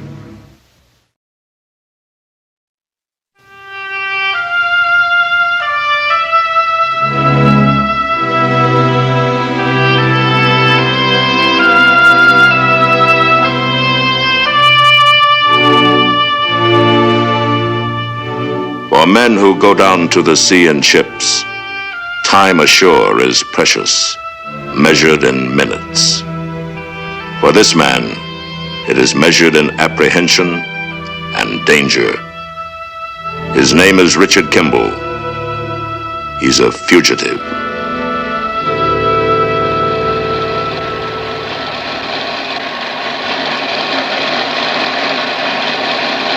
Is that the skipper? The deckhand. He just signed on this week. There's the skipper, Gus Hargis. I've checked him out. He's clean. Been around for years. You'll be replacing him. He's gonna work with us. Any questions? Not yet.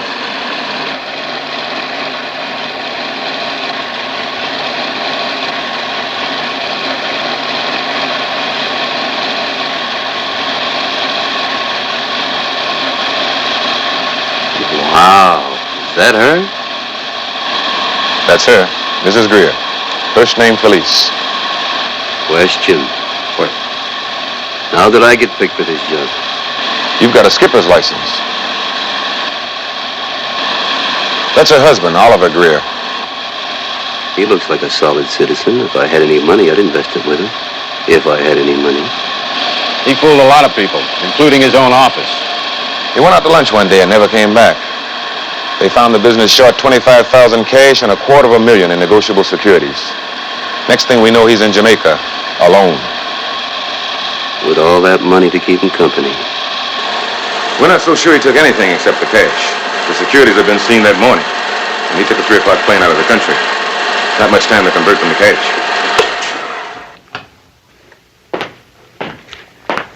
What's the latest on him?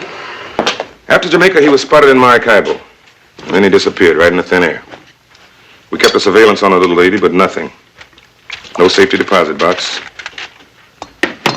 She'd been steadily withdrawing from her savings. Looked like he had completely abandoned her and maybe fenced the bonds out of the country. Tough, but he could have done it. Anyhow, we gave up on her. Well, how come all this? After chasing our tails for months, we finally got a tip. He'd crossed into Mexico and was headed for the coast. We figured she might have had the same tip and may be planning to meet him. Well, a woman that looks like that deserves better. She needs someone to keep an eye on her. You just volunteered. Yeah. For how many days has she got the boat chartered? 5 days, and she hasn't said where she's going. What about me? What's my cover? You'll have a letter from Gus Hargis. His kid's sick, and you'll be taking the boat out for him. Okay. But I'd like to grab another look at that crewman. Could he be working with her? That's something you'll have to tell us.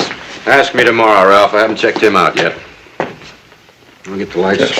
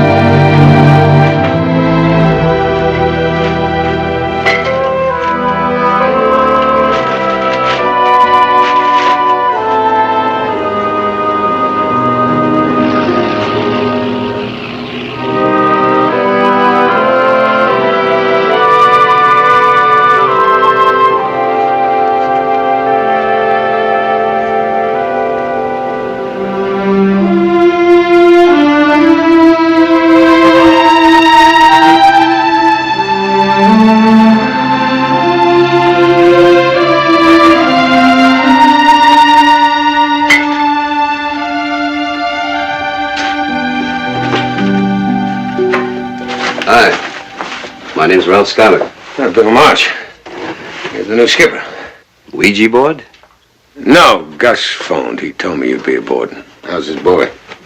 Well, the fever's down a little. I think he'll be all right.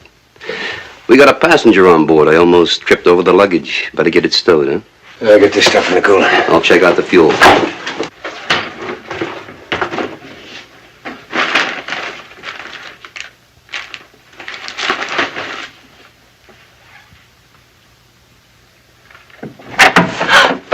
Oh, I'm sorry. Hope that wasn't your pitching arm. No, I'll live. Are you the crew? Yes, ma'am. Captain Hargis didn't mention your name. I'm Bill March. I'll get your bags. Guess you don't care. Oh, I know your name. It's Mrs. Greer. Guess I wasn't too hard to pick out. How many in your party? I'm party. That should make it easier for the crew. Yes, ma'am. You're not very talkative, are you? Captain Hargis didn't strike me as a sparkling conversationalist either. Yeah, well, Captain Hargis won't be aboard this time. Why not? His boy has pneumonia. He's going to stay ashore with him. Who's taking us out? His nephew has the papers, and he knows the book. Excuse me.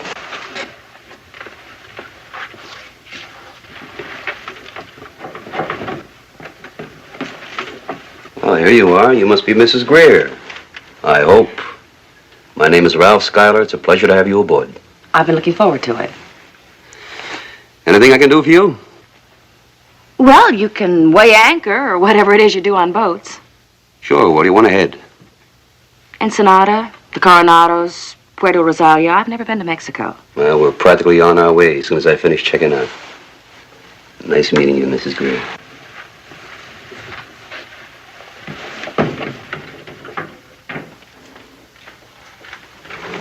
Mr. March? Yes, ma'am. Have you ever worked with Captain Schuyler before? Oh, it's the first time. I just started work with Gus Hargis about a week ago. Something wrong? No. Is there a key to this door? Yes, ma'am. There you go. Thank you.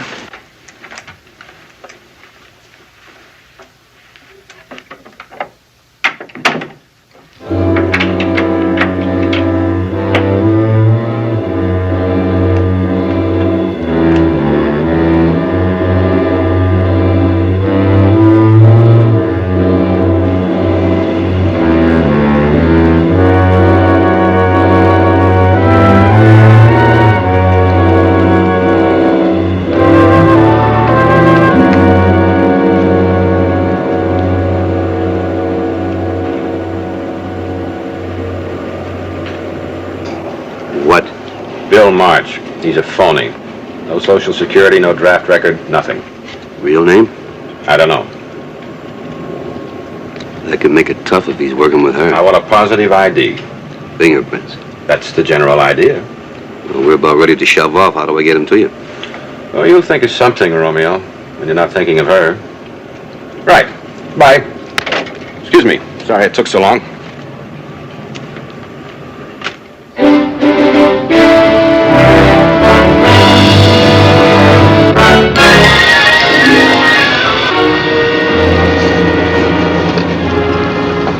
Scholar? You sound like Navy. No, I wasn't. I was, and I had missed her and run a tight ship right up to here. What's on your mind? Now, lunch, it's almost noon. Tell you what, I'll help myself. You do the same, okay? Okay. Unless you want to whip up something special for her. She makes a pretty good-looking masthead, huh? You don't dig. No, I guess I just don't have time. Looks like her husband doesn't either. Reach me those cigarettes, will you?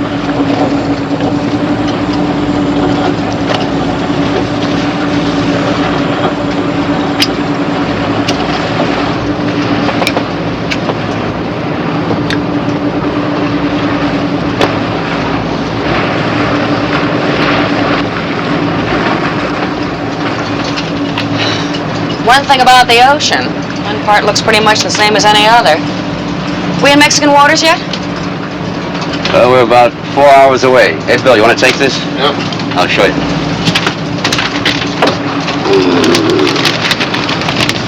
This mark on the map, is that where we are right now?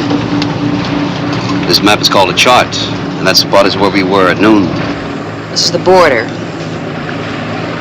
Ensenada, Puerto Rosario. There's not much in between. Oh, there's Tenango there. I've never heard of it. What's it like? It's typical small West Coast Mexican town. Is it nice? It's so-so. It's got a hotel with about a dozen rooms, a market, you know, the usual. It's not on the tourist run. Have you ever been there, Mr. March? Right now. Let's stop there anyway. It might be fun.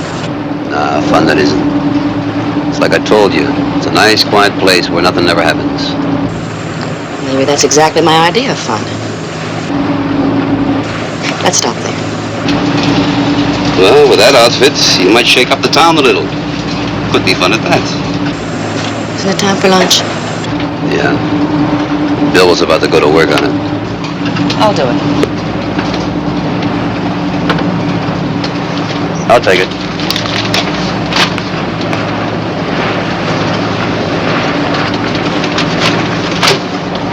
Puerto Rosario, Ensenada. Now, why do you suppose you'd pick that part of Mexico? I don't know. Puerto Vallarta and Acapulco, this I can understand. That's where the action is. Maybe she doesn't want action. You know, I get the impression she kind of likes you. She drop any hints about what she's got on her mind? No, sir. It doesn't really matter. I just got to wondering what makes a beautiful, rich woman like that tick. I'll go below and see if she needs some help with lunch.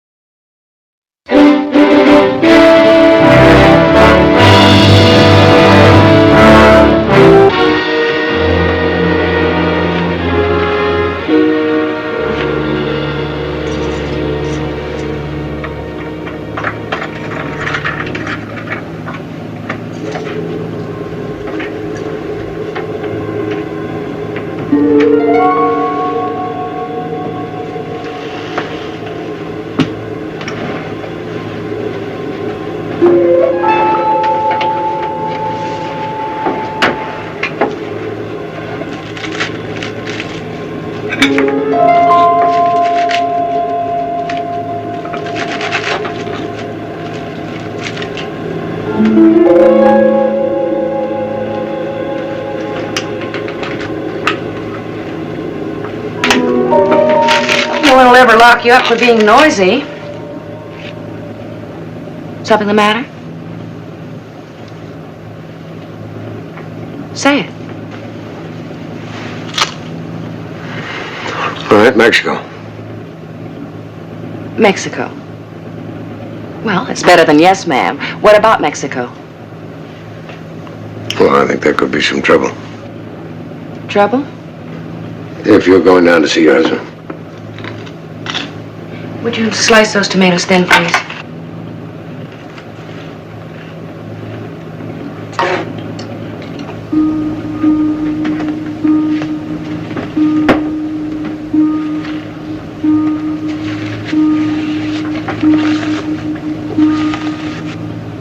That question about my husband kind of came from out of left field. Sorry? What do you know about him? Just what I read in the papers. You know I haven't much to be grateful for. He's about the last person I want to see in Mexico.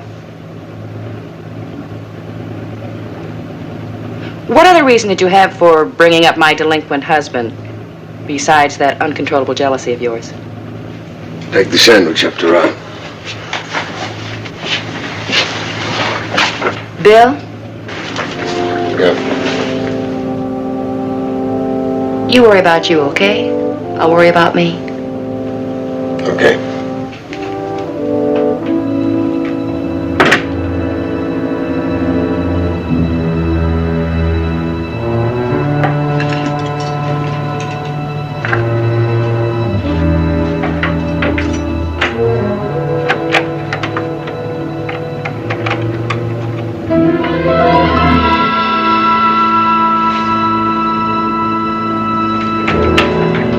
You looking for something? Yeah. We're running into a cross chop, and I wanted to see if the portholes were closed, but your door's locked. The portals are closed, and the door stays locked. Fine, thank you.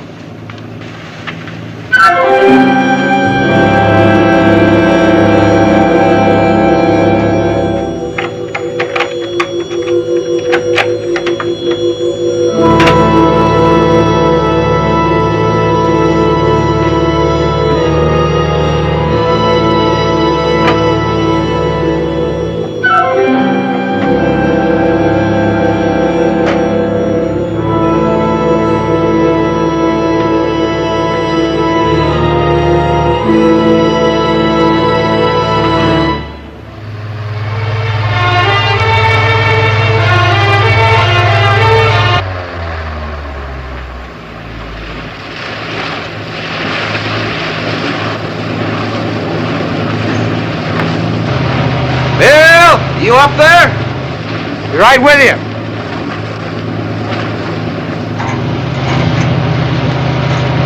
What's the trouble? Just quit. Yeah, it does that sometimes. It needs a little priming. What happened? The lights went out. They'll be on in a minute.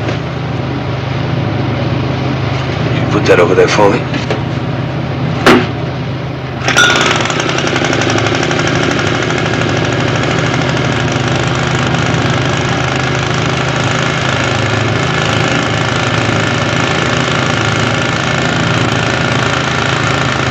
That's funny.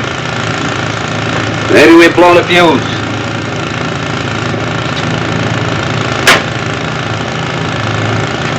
Yeah, here it is. We got plenty of fuses.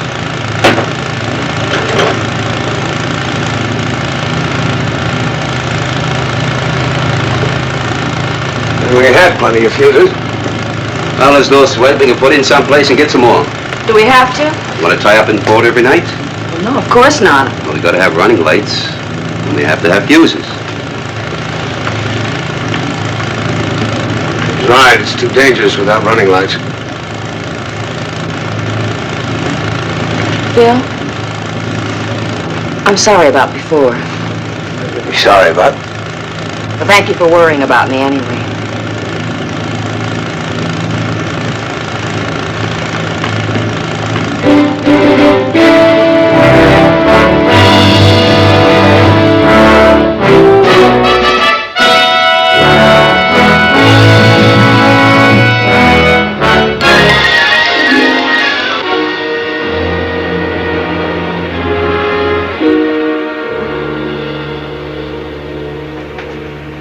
Mister?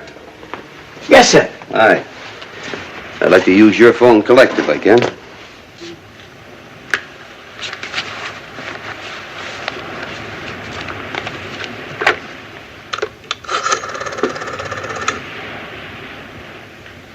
It's private, thank you. Operator.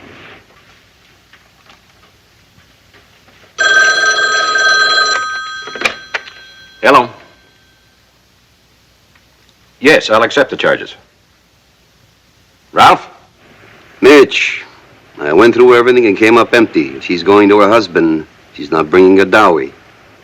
And by the way, right now it looks like Tenango. You get March's prints? Yeah, I got him. I'll leave him here for you to pick up. I knew you could depend on me, Mitch. So did I, lover boy. Keep in touch. Well, that'll be tough getting to a phone. You've got a radio.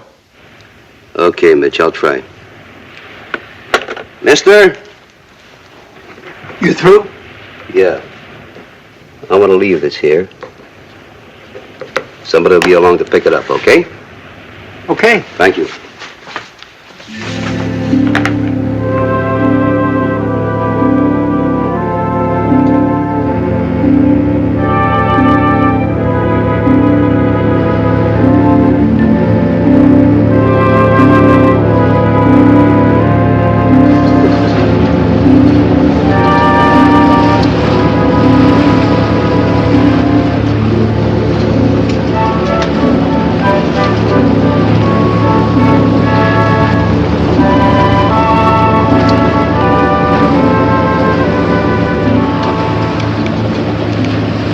Would you like to take her a while? Yeah, sure.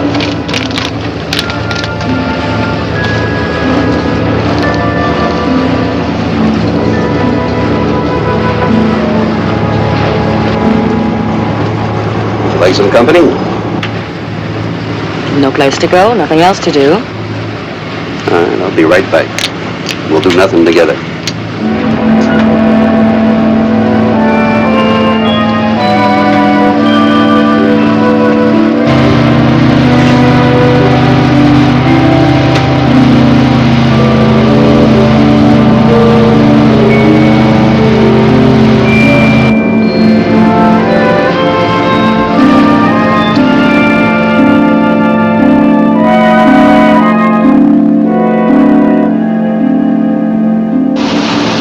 I know most of these Mexican coastal towns. If you'd like some company and a genial guide.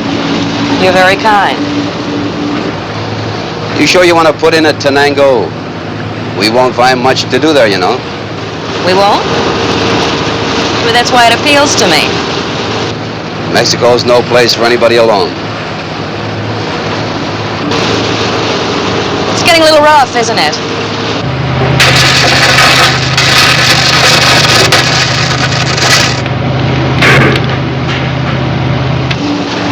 You're a very pretty woman. Did you learn that in navigational school?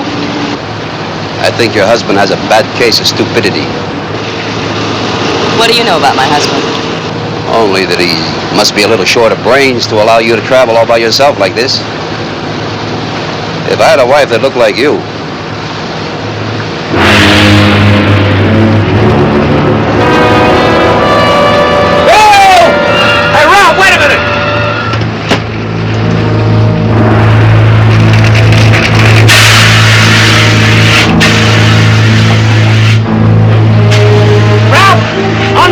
Side, there's a big valve!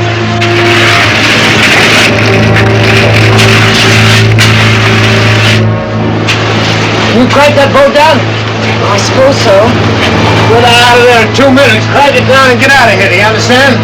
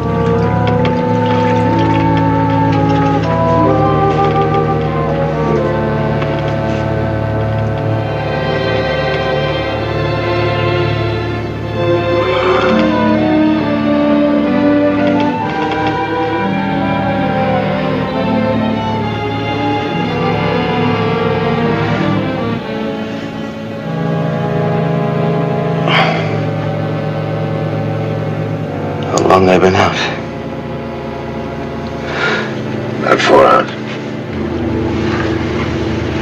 Anybody giving odds? We'll get you to a doctor. We're headed in. Where? Tenango.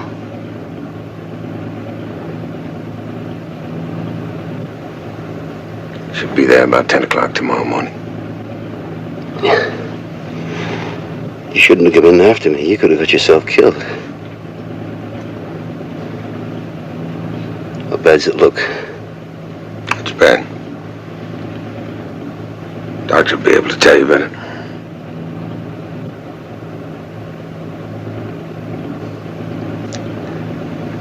Thank you. Forget it. I owe you one.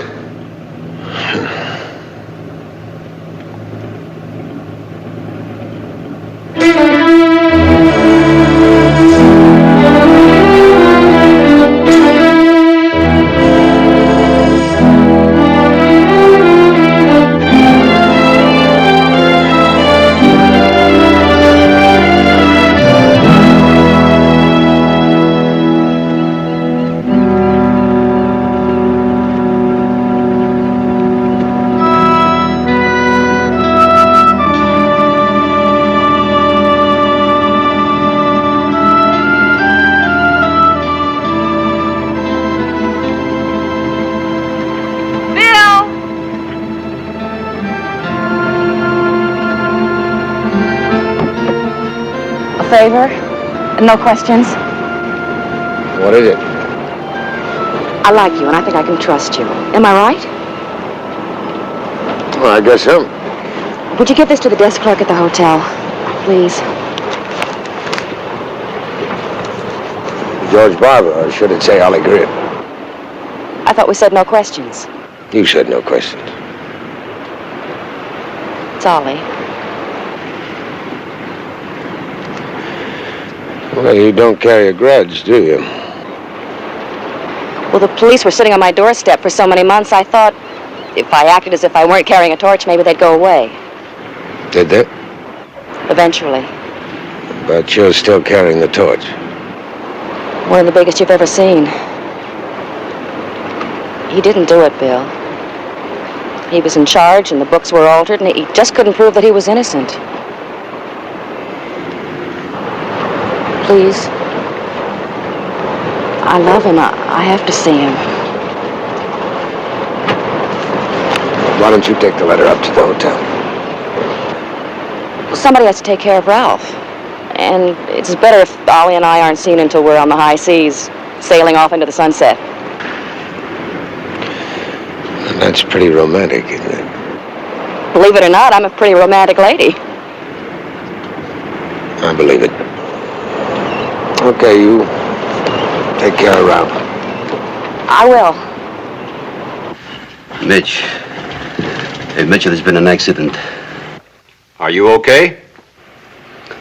No, not really. I could use some help, Mitch. Where are you now? Tenango yet? Yeah, we just pulled in. Now, Greer's somewhere around, but I don't know for sure. Never mind about Greer. Didn't you get the message? What message? I didn't want to chance the radio, so I cabled you at the hotel. You've got a real celebrity aboard. Dr. Richard Kimball. He's still with you, isn't he? He'll be back. Then keep him there. We'll notify the Mexican police in Mexicali. Ralph, are you sure you're okay? Yeah. Hey, Mitch, I gotta hang up now.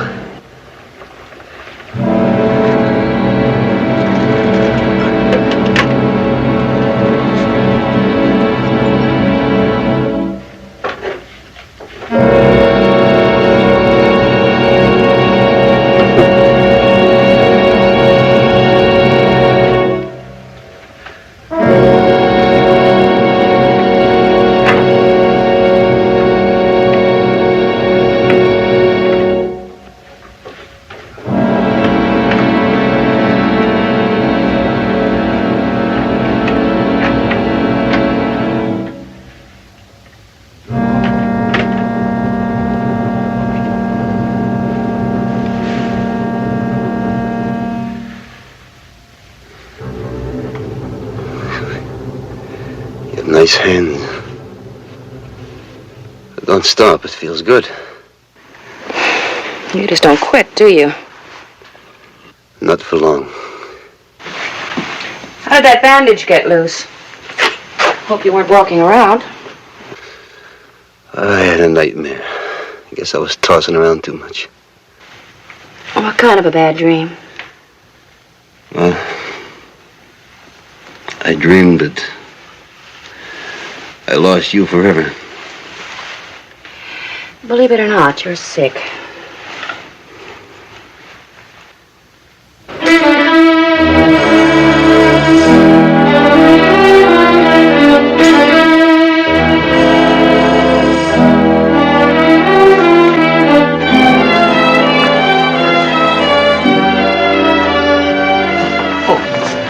May I help you, senor? Yes, I need a doctor. There's a man. He's badly burned. He's aboard the K5 down by the dock.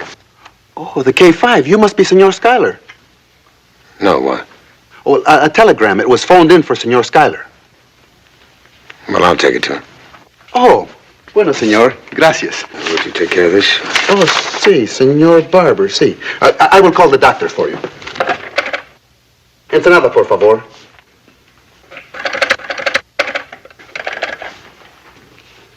Sí, 31199. Sí, yo espero.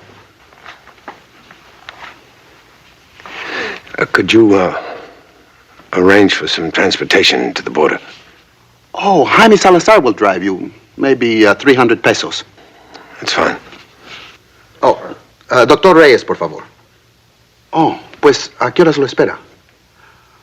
Oh, me hace favor y le dice que hable el Hotel Flores. Sí, es una emergencia. Sí. He has been called out to a small village. They do not know when he will return. I have left a message for him to call here, but even then it will take 3-4 hours to make the journey. I will call Jaime Salazar for you about his automobile. No, that's unnecessary. Maybe later. Oh, Senora Barber. Yes? A letter for your husband, Senora. Oh, thank you. For nada. Would you like me to try another place? No.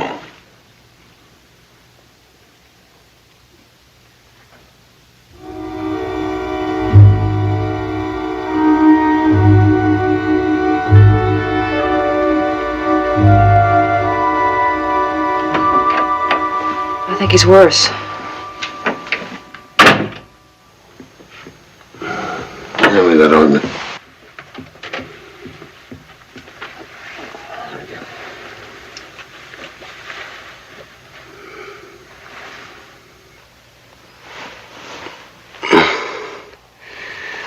You seem to know what you're doing. A little. More than a little, I'd say. Where'd you pick it up? Medical code. The only thing I got in the service was 3 years older. Do you need me anymore? No, I'll be all right. I'll be on deck if you do.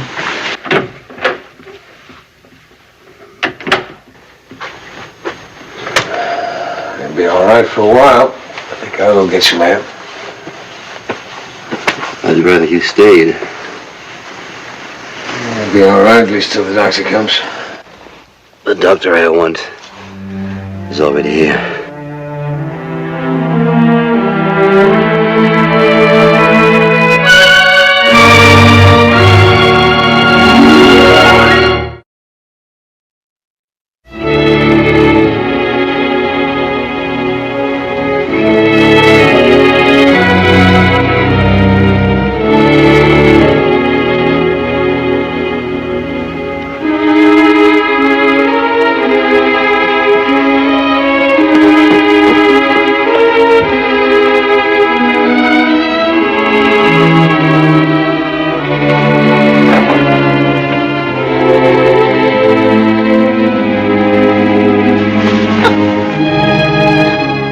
I've missed you so much. I've got a few thousand words on that subject myself. Why don't you let me know you were coming? I was afraid they'd intercept the message. It's been so long. That's all over now. Let's go see our new floating home.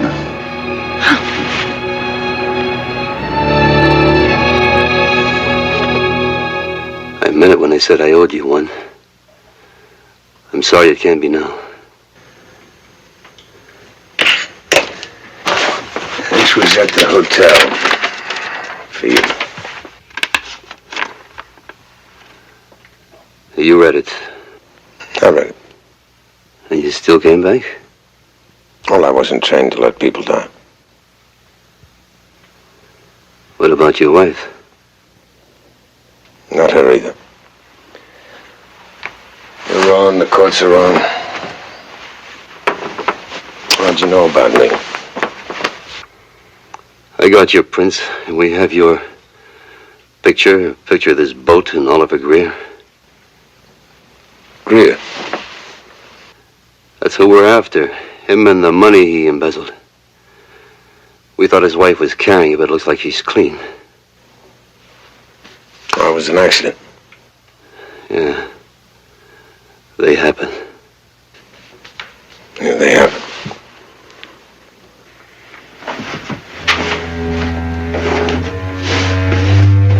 What do you think you're doing? What I came to do. No shit for that.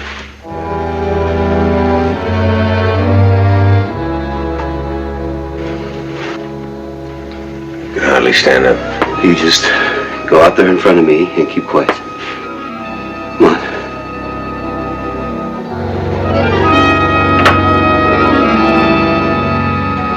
We made it in all right, but there still may be some damage. And the skipper's in bad shape, too. How about the money? Did you get it? More or less. Where is it? In my coin purse. You got $250,000 in your coin purse? I converted the money. What are you talking about? Rare coins. I mean, really rare coins. Well, I figured anybody looking for $250,000 wouldn't be bothered looking at a lot of loose change in a coin purse. Oh, that's beautiful, honey. Beautiful. When can we go? Well, as soon as the boat's in good enough shape. I'm afraid not. I'm going to hold you for the Mexican police, Mr. Greer. You're a policeman? That's right. You didn't think it was important to tell me that the skipper was a cop? I didn't know. What are you going to do with us? The Mexican police are on their way. They'll hold you until we can arrange extradition. We'll take those coins, Mrs. Greer. You go on over there and stand. I want the three of you close together. He had nothing to do with this. Yeah, I know. He's got his own set of problems. What does he mean? I mean that your playmate is a convicted wife murderer. His name is Richard Kimball. You picked a great bunch of shipmates. Now, look, fella, you can stand to make a sizable piece of change. How could I do that? Well, you've already got a murderer to take back. Maybe that'd be enough for him. Mr. Greer, if I didn't know that you were a large-scale embezzler, I'd think you were trying a little small-time bribery. No. I think we'll just wait for the police. You won't make it, Ralph. I'll have those coins. This is...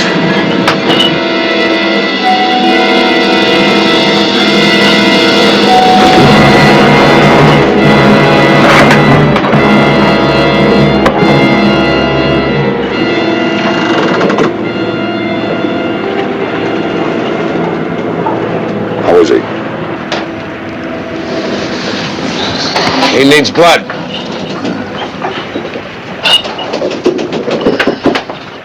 We can leave him on the dock. Somebody will find him. It's $10,000 for you if you take us out of here. How many passengers? Just the two of us. I give you a warning. If you refuse, we'll leave you here for the police, all bundled up. I'll take it. It pays to have a clever wife.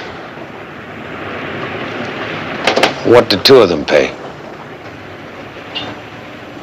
Give me the gun, baby, and the coin purse. You give him that purse, and that's the last you'll see of it, or of him. Watch it, mister. You're on thin ice. The gun, baby. What did you mean? There's another Senora Barbara at the hotel. He's trying to pull something. I saw her. He's lying, but don't ask me why. What does she look like? Tall, blonde. Wears a lot of dark eye makeup? Patty Stockwell. Who's she? His secretary. Should I say, former secretary. Looks as if she's come up in the world. Are you going to believe him?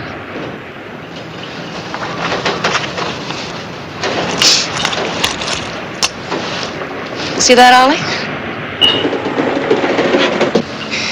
It's an 1894 Liberty head dime. It's worth about $12,500. That's my truth. Now you tell me yours. You've let him snare you with one lie, one lousy lie. Go up to the hotel, look at the register. Just like a penny, doesn't it?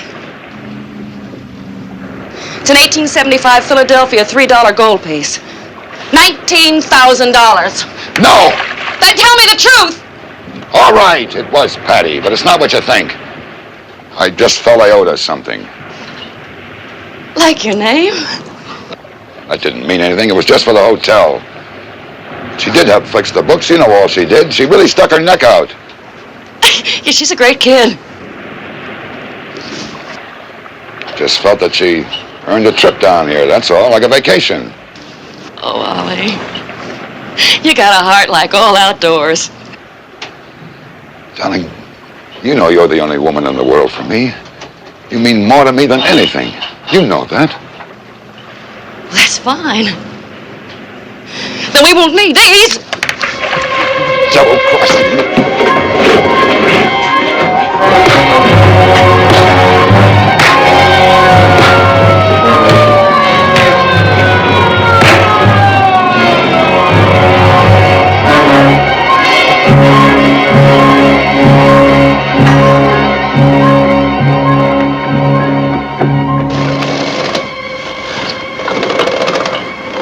What are you waiting for? Why don't you get out of here?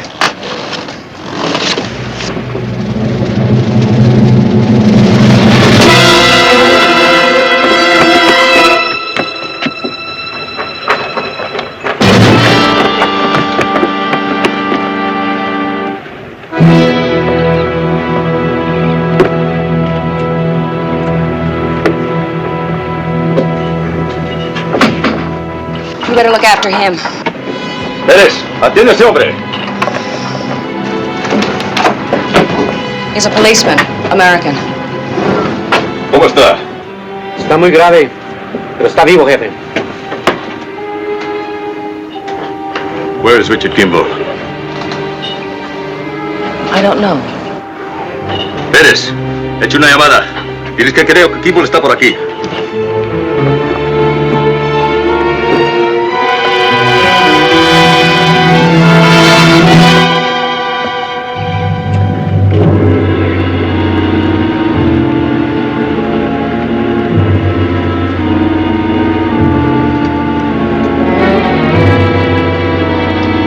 There he is, Lieutenant.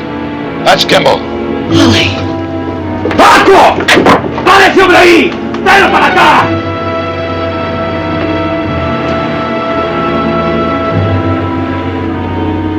Officer!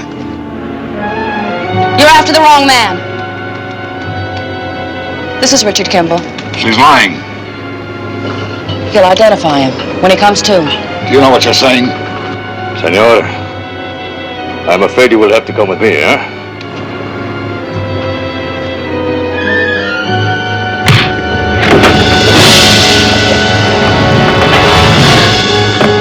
¡Paco! Here, come here!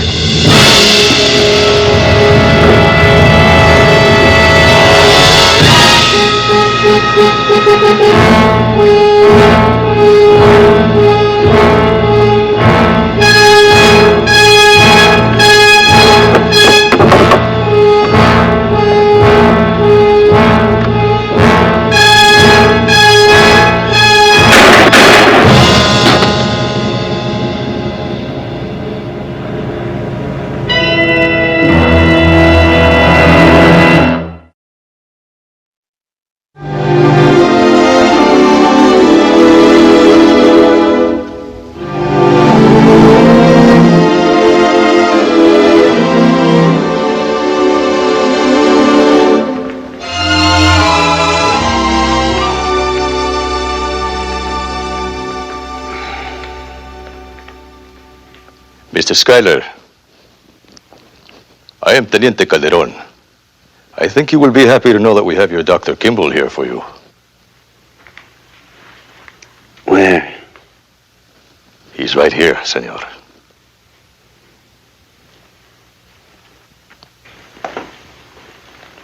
I'm afraid not, Lieutenant. I do not understand, senor. You mean to say that this is not Dr. Kimball? That's what I've been trying to tell you. Fortunately, Lieutenant, this man is wanted on another charge. What made you think he was Kimball? This woman, she said... I am sorry, senor. I am sorry you did not get your Dr. Kimball. It's all right. All I lost was a dividend. The doctor will be here soon. I will stay with you until he comes. Lieutenant, would you put these two away? Lieutenant Mitchell will send somebody to pick them up. Pérez, Paco, muchachos. We could have worked it out. You, me, and Patty, Mrs. Greer, there's still the matter of those coins. What difference does that make now? To you, a couple of years. Well, if you find some of those native boys who like to dive for coins, I can show you where.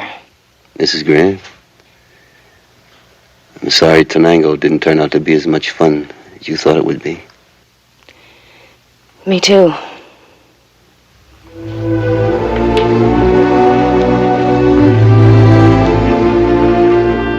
Somewhere, back across the border, is the one-armed man. Until he is found, there can be no reprieve from fear. Richard Kimball remains what he is today, a fugitive.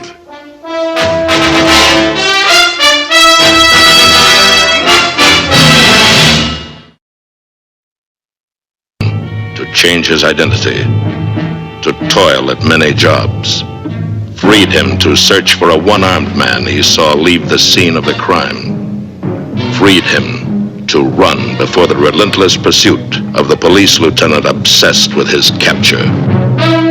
The guest stars in tonight's story, Jack Warden, Harold Gould, and special guest star, Celeste Holm.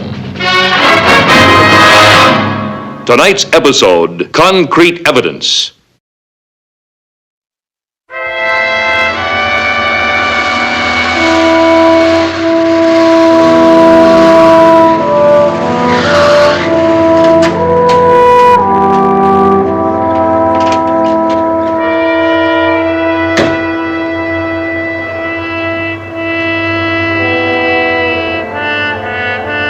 Along an isolated stretch of farmland in northern Nebraska, a construction company builds the sleek asphalt ribbon of a new superhighway. Workers are needed. Richard Kimball takes his place in line with other nameless faces, seeking the job that will give him a new beginning, a new identity. But a superhighway, even one as yet unfinished, can prove a dangerous road for a fugitive. That's some handsome tribute. Who helped you write it? Your night school English teacher? Well, I don't get you, lady. If you were as indispensable as this recommendation says, how could your former employers bear to part with your services? Next. Hey, Pat, pretty good shape up this morning. Well, I bet you $10 is not a decent cat skinner in the whole lot. Oh, I don't know.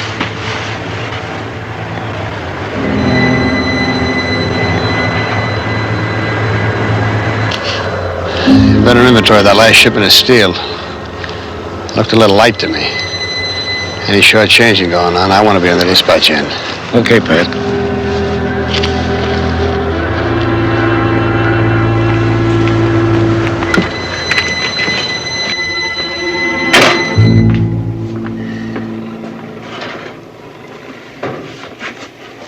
I'm sorry, Mr. Patton. This new accounting method is not going to work.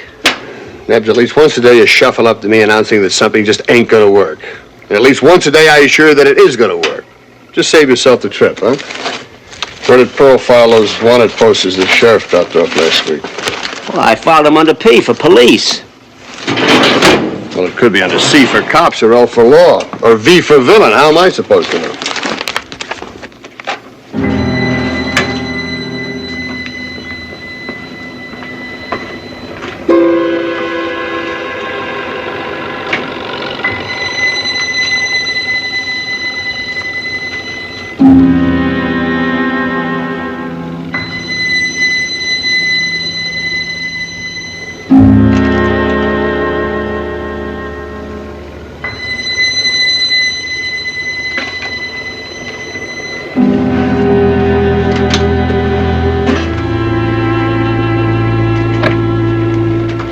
Sorry, we need somebody with more experience.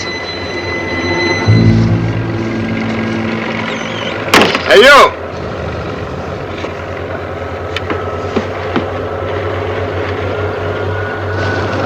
Come here.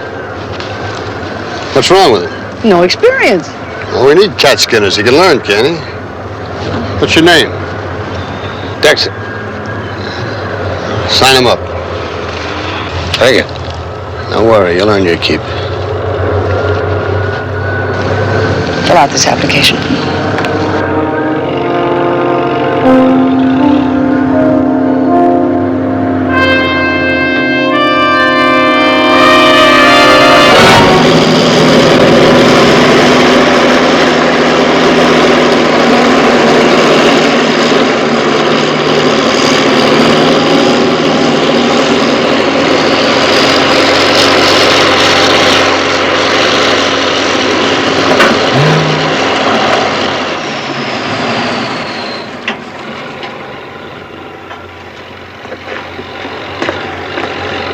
Wreck your car, that's a quick way.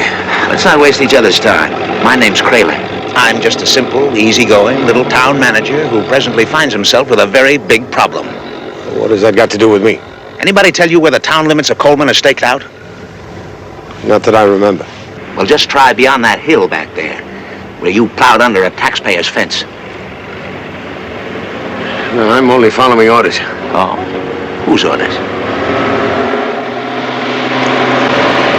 First team's coming in.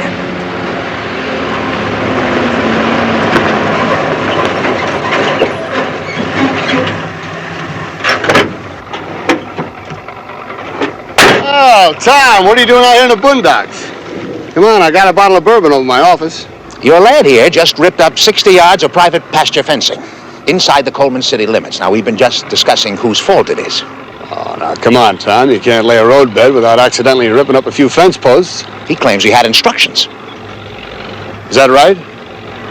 Did you tell Mr. Kraler I authorized ripping up those fences? That's the way I got it from Pete. Town's fed up, Patton. Broken fences. Dust because you won't spray. Brush fires because you won't put spark arresters on your equipment. Hold on. This isn't Coleman Township. I'm in county here. Honoring a state contract. Now, don't kid yourself that just because you stick to county territory, there's nothing us townspeople can do. There are statutes, you know, covering safety hazards, public nuisances. Look, I haven't been here in 10 years. You can't expect me to remember everything. Maybe not. But the town still remembers everything, Patton. Especially where you're concerned.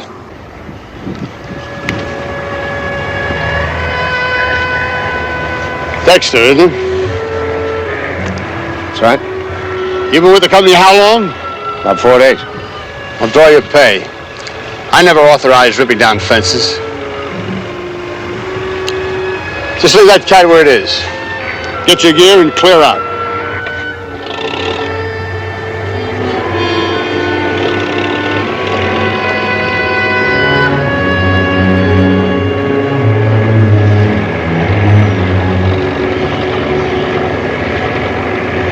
Is that good enough? I want to take a firing squad to satisfy you. Okay, you made your point. I'll call the council off. For now. But you'll keep my file open. Day or night, Patton. It's never closed.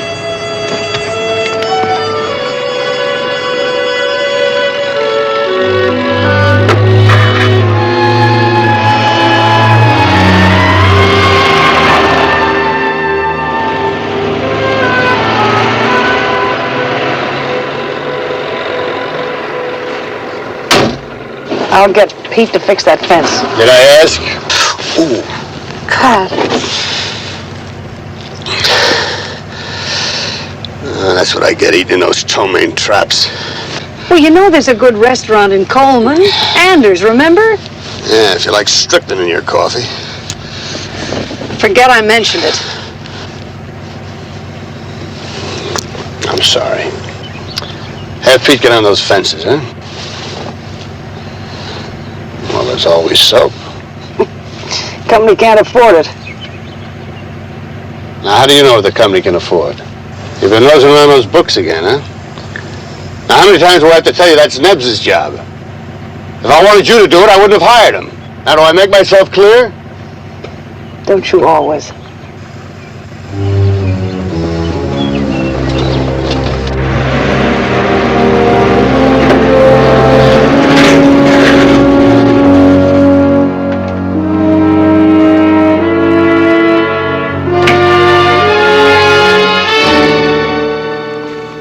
All right, Nebbs, what is it?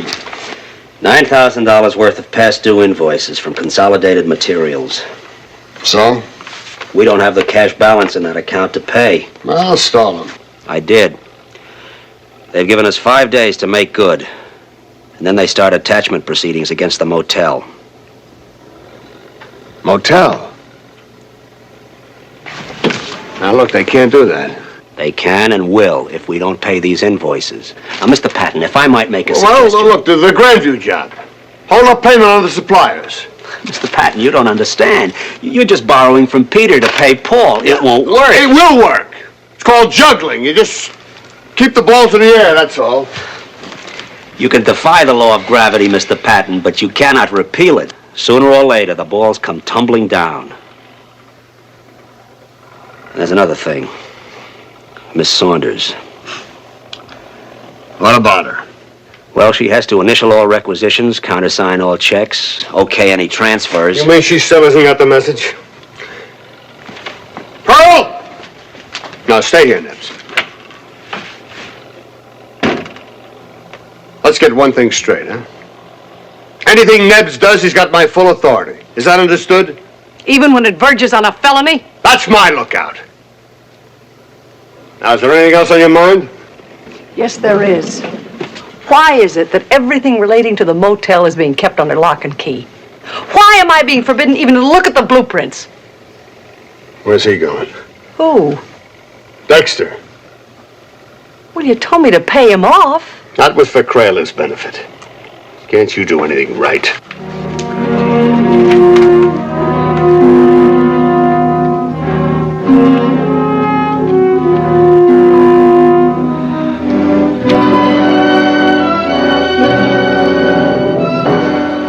Gag. Sure. I just needed a patsy to satisfy Kraler, that's all. And then am I back on the payroll? Of course. You know, Dexter, most hard hats never even been inside of a schoolhouse. Unless maybe it was to put one together. But you're different. You got a lot of savvy. Now, how'd you like to work in the office with me? The office? Yeah, as my assistant. I could use some more brain power. What about Miss Saunders? I thought that... You just let me worry about Pearl, huh? That's one problem that'll never get subcontracted. Come on.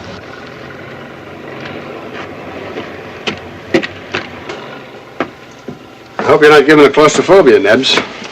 I'm moving Dexter in here. He can help Pearl with the workload. Put him on the inventory. That report's supposed to be at the Highway Commission the day after tomorrow. It would have been there. Well, sure it would have. Only this way it'll be a lot easier. Right, Dexter?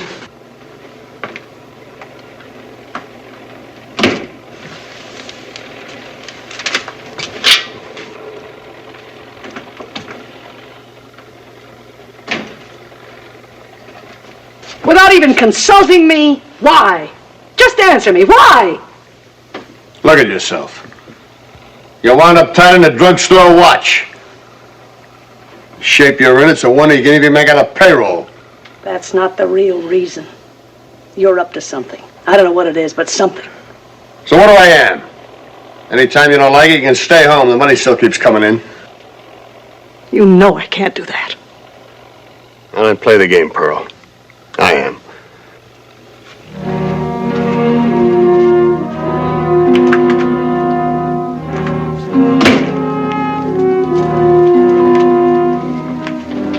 appear to have a very bright future, Mr. Dexter.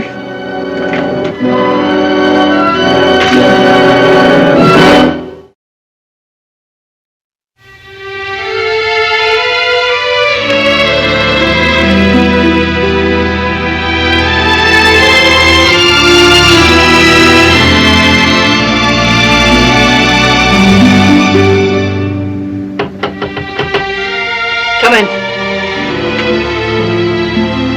You asked me to bring this by as soon as I'd finished. Thank you. Why don't you stay a minute? Please, I've just made a pot of coffee.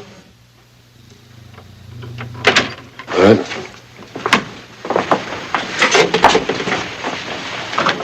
That's my daughter. She's in school back east. Very pretty. You weren't headed out, a date or something. No. You know, it must be hard on you fellows. The attitude of the townspeople. Doesn't bother me. Still, you must have wondered. A whole town riled up over one man? Well, I wonder about a lot of things, Miss Saunders. Cream and sugar? No, just fine.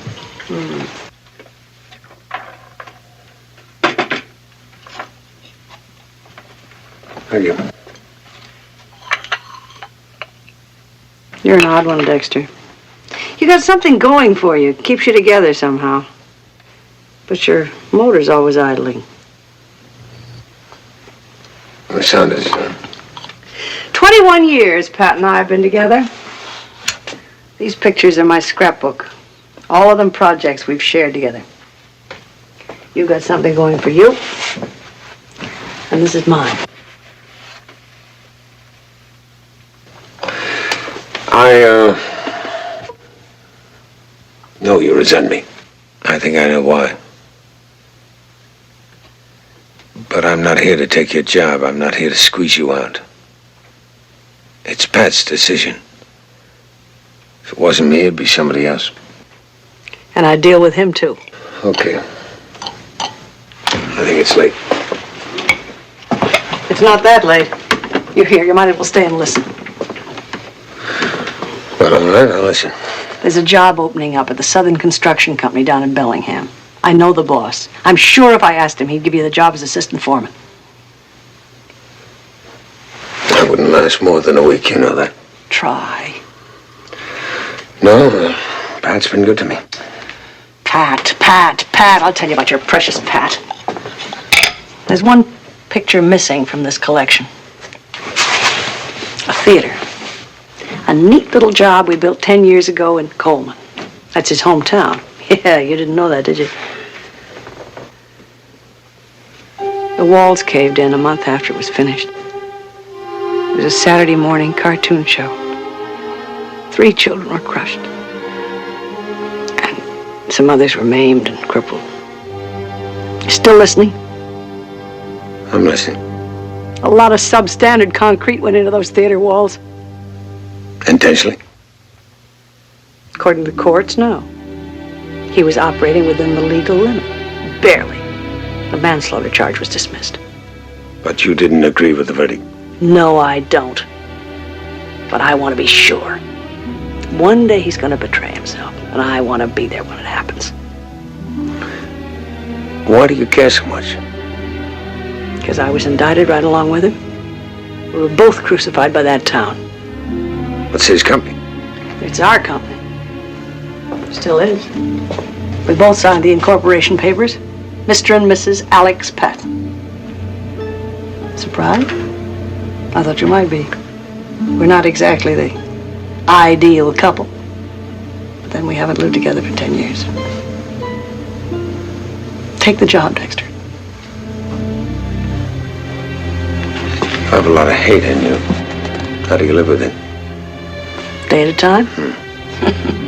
What I've got, nobody else would want, but it's all I've got, and I intend to keep it.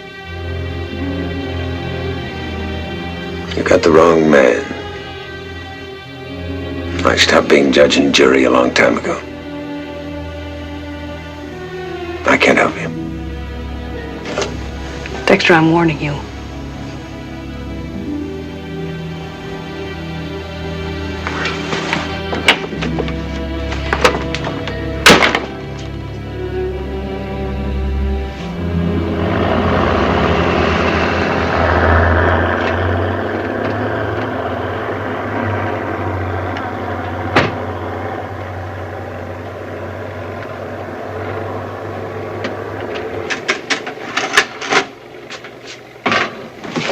course in.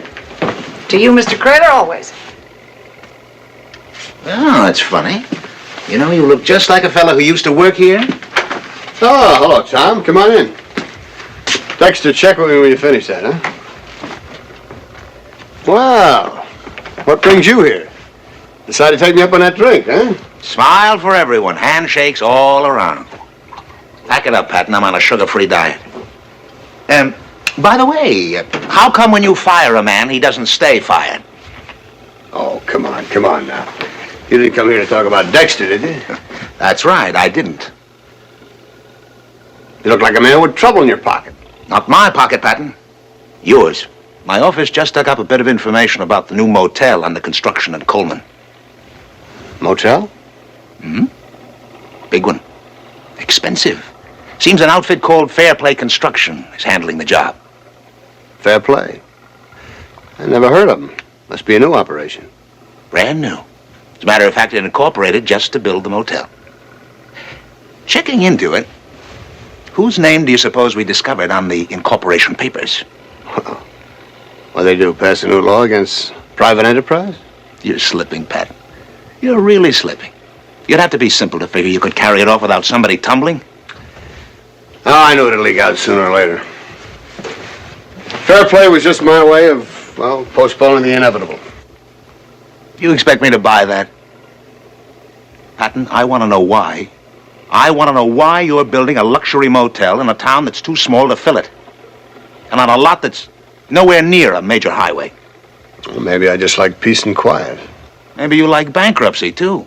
10 years, Pat. The whole country to choose from. And yet you come back to build in a town that hates your guts. Look, I got a license and it's legal. And you and the town can just kiss off.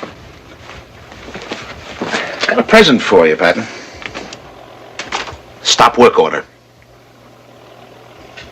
Building inspector found 22 code violations.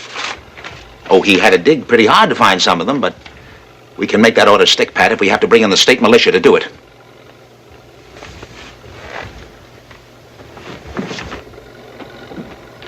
Code violations? There's not a nail in that building that's not up to specifications. Well, that's now, Pat, but we've got stipulations in that building code that go back to 1897. Some of them are real Lulus. But they're still on the books, and that makes them legally enforceable. Well, if I fix these violations, you'll just come up with 22 more, huh? Well, our building inspector's a very resourceful man. Wish I had more like him. I'm going to take this to court. Help yourself, Pat. My responsibility's to the town. A few hotheads already know it's your motel. Tomorrow it'll be all over Coleman. A lot of people nursing old grudges. Wouldn't take much to fan that spark into a 4-alarm fire. Not in my town. You unload that motel, Pat. Grab whatever you can and pull out. Come in. Excuse me, I just wanted to tell you I'm going with Pete to check on that lumber shipment. That can wait. Come in, close the door.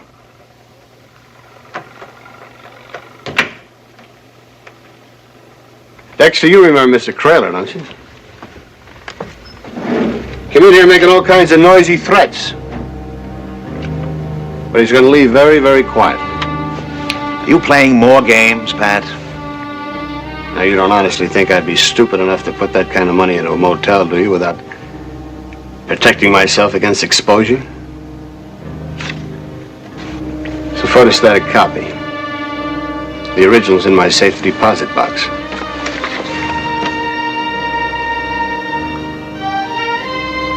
Where did you get this?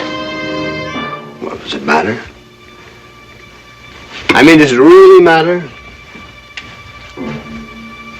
A certified check for $6,500, payable to Thomas Kraler, and signed by F.T. Latimer. F.T. Latimer, for your information, owns, among other things, the first-rate construction company. A little outfit that just finished building the new Civic Auditorium for Coleman. I think I better wait outside. No. Oh, stick around. I'm sure Kraler will want you to hear his explanation. It was a personal loan, Pat. My wife needed an operation. She got it. Latimer is a close friend. Well, he is now, that's for sure. Look, Pat. First Rate got that contract fair and square. Theirs was the lowest bid. Well, then you have nothing to worry about, do you? An unsecured loan to Coleman's town manager. On a check dated 1 week before the new auditorium contract was even awarded. That's blackmail, Pat. Yeah, that's just what I was thinking. When you hit me with those code violations. They'll think I sold out. Let them talk. Talk is cheap. It's proof that raises lumps.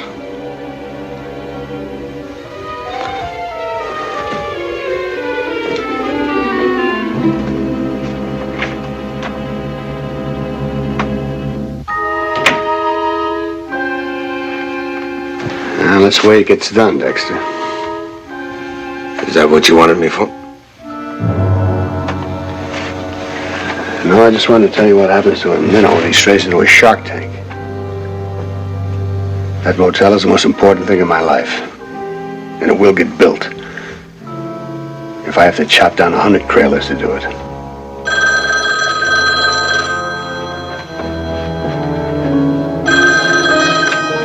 Yeah. No, put them on. That'll be all, Dexter. Jeffers! Yeah, look, what about those plumbing fixtures? Look, never mind what you heard. What? What are you talking about? When have I ever struck you for any money? Oh, you'll get it. Oh, just have them hit. I'm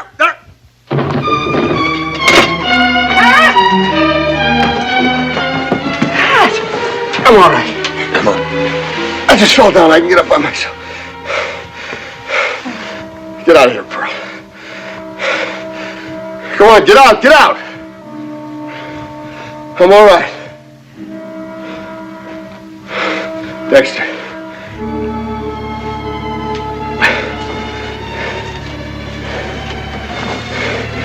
Top drawer of the filing cabinet.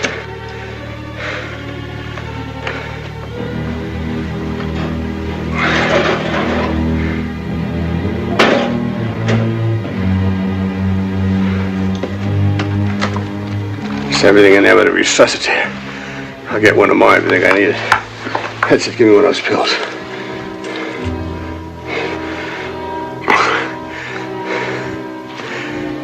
Tell him it's acute gastritis. Angina pectoris, king size. Your turning up was the best piece of luck I had in a long time. Luck? I couldn't go to anyone around here. Now suddenly I got my own private doctor. I don't know what you're talking about. That's the only reason you were hired. Dr. Kimball. All right, if you know that much about me, you know I can't stick around. You run away and there'll be cops. There'll be cops after you in 3 minutes. If you stay, I'll keep my mouth shut.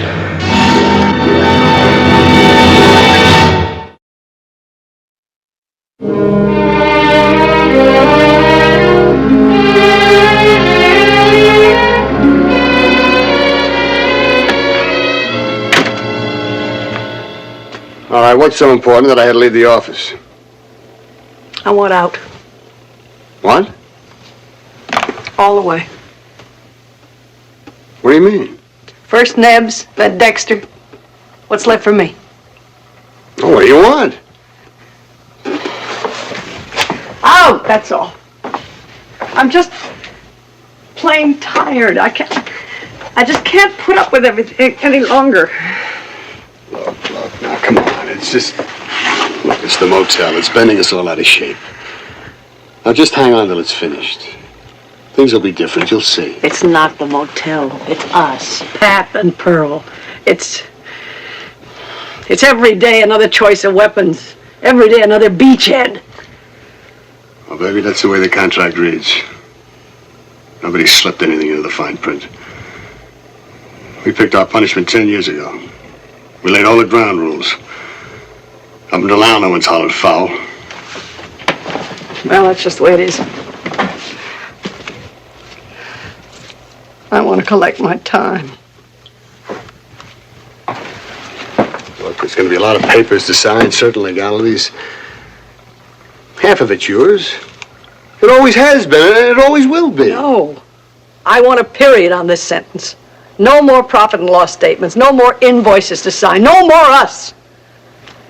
And the bottom line of it all is, I want you to buy me out. What? My share in cash now. Cash? I can't raise that kind of money, and you know it. Then liquidate. Liquidate? Liquidate what? Everything we have is tied up in that motel. Ned's is up to his ears in double entries. An outside auditing firm ever got hold of our books would all be weaving gunny sacks on some state farm. No. Yeah. What? When? All right, I'll be right over. Dexter? Wheel out that truck. We're going into Coleman. Trouble. Is there ever anything else?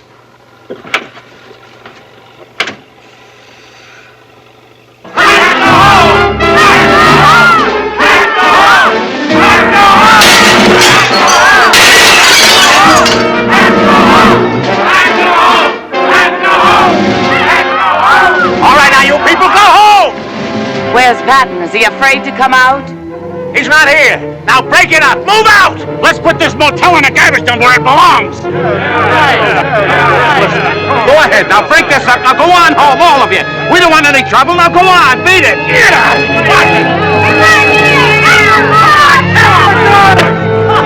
Get your hands off her. What's your problem? What are you doing? What are you doing?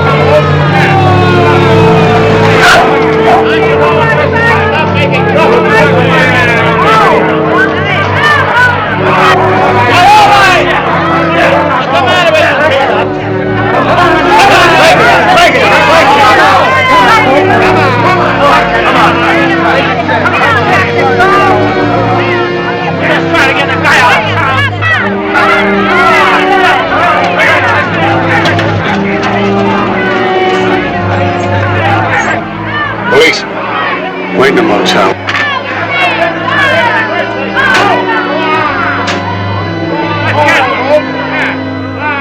Well, Trailer, it's a good thing Charlie phoned me. Is this the way you look out for my interest? Broken fixtures, missing tools, sabotage, vandalism? What time's the earthquake? You're insured. Look, I got a deadline to meet. You got any idea how long it'll take me to reorder some of these parts? You're getting full police protection. That's the best I can do. As it is, I'm cutting my political throat. Oh, stop it, Trailer. You're breaking my heart. I can show you the damages, Mr. Patton. I can see, Charlie.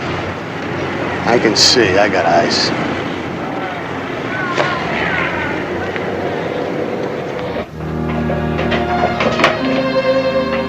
Dexter, where are you? In here.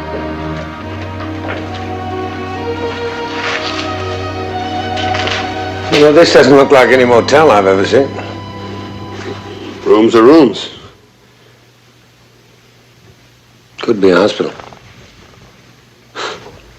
Okay, so you guessed. But, Doc, everything is first class. I mean, ice water in all the rooms, oxygen, radio, TV sets. Out there, I'm putting a swimming pool with a big playground, lots of trees and grass. Children's hospital. Down here, I got one of those whirlpools. You know, for the kids who got something wrong with their legs. Right, and there's the x-ray room. I've even been thinking about installing one of those electrical gadgets. You know, the kind that they heat you from the inside. It looks like it might be a good investment.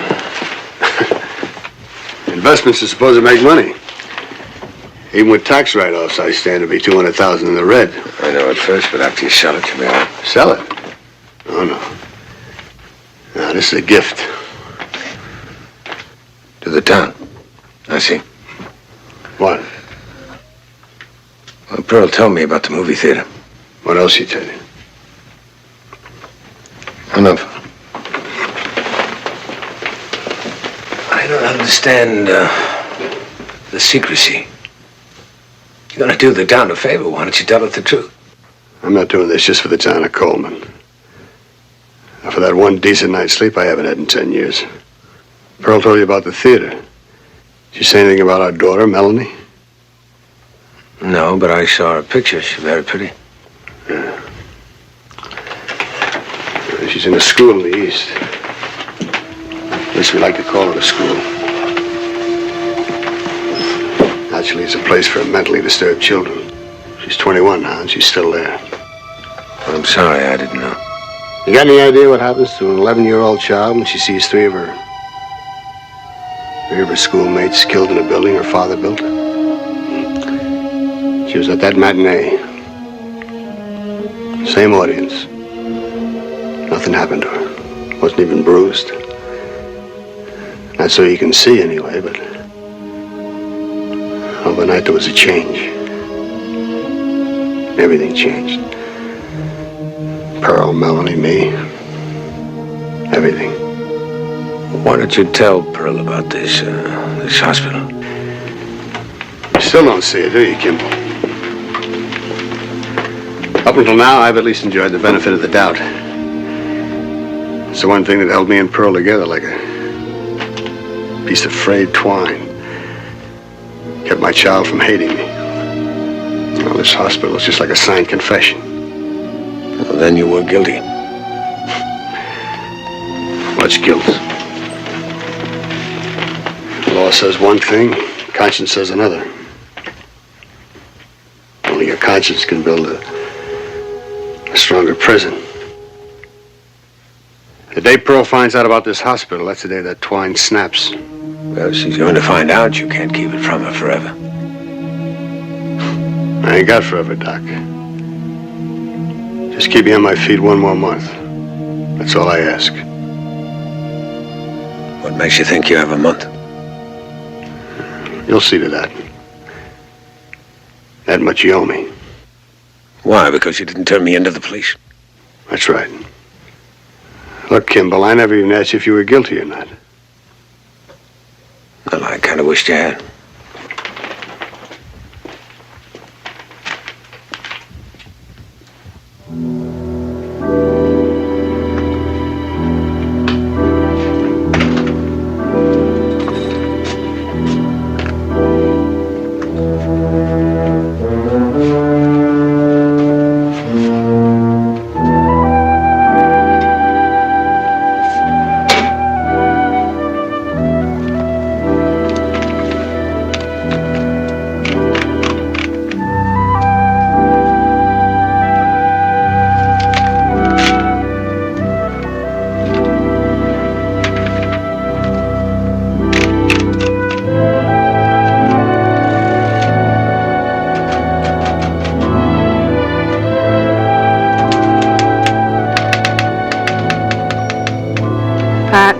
I'm saying goodbye.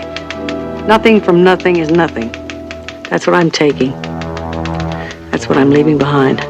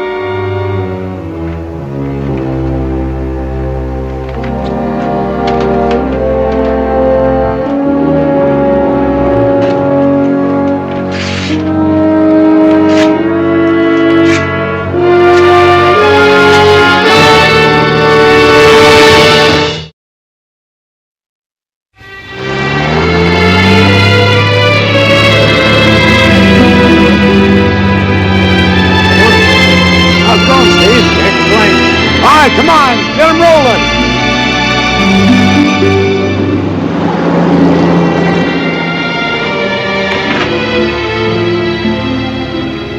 What happened to Nebs? I sent him on an errand. I told him we were running out of carbons. We're not. Only thing we're running out of is you. This will settle you until Friday. I know this isn't the usual 2 weeks' notice, but then this isn't the usual dismissal. If it's all the same to you, I'll talk to Pat. Dr. Kimball, you're hearing it from me. And the next voice you hear will be the sheriff's. So take your money and pack your bundle and move. Pat told you that. No, I just got lucky. You think it could be an omen? Well, Pearl, there's some things you don't understand. Maybe not. But there's one thing I do know. I learned it from Pat. When you've got the upper hand, squeeze. Now you've got 1 hour. And then I call the law. Now don't try to talk to Pat or even try to get in touch with him. If you do, you lose your hour. I've got nothing to lose, Doctor. Bear that in mind.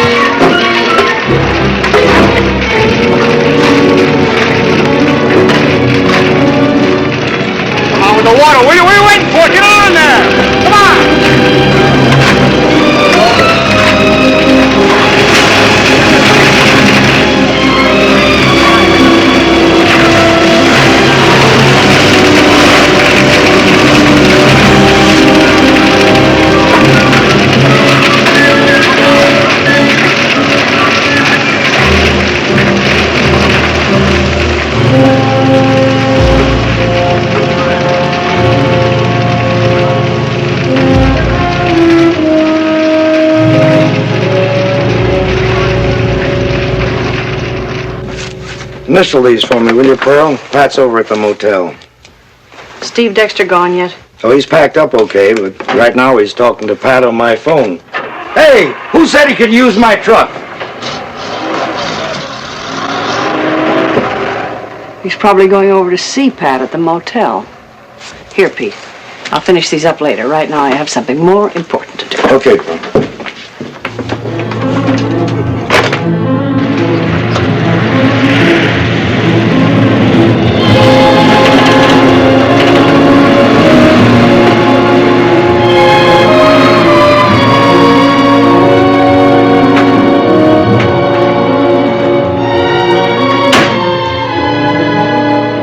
Where's Pat? Search me. He was here a minute ago.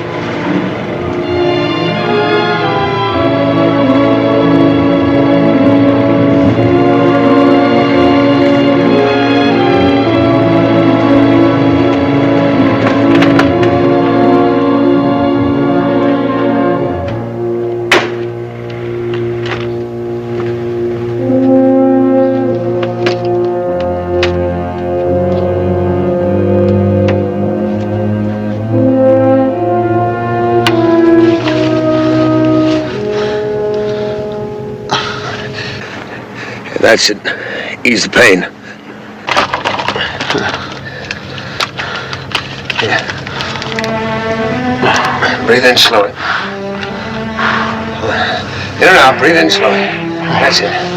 That's right. Pat, please.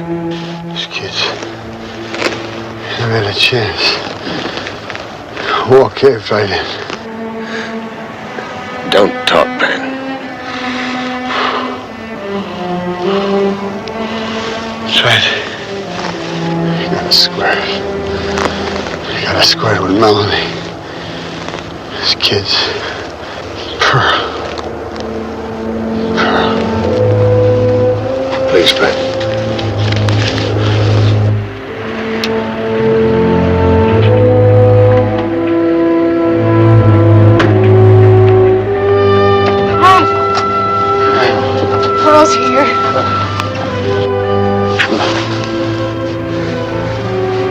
Pearl, promise me you'll see it through. See, what through? What's the matter with him? What's he talking about? Well, Lance, I just sprung a leak. No, you're as strong as an ox. Hey, you see, Doc?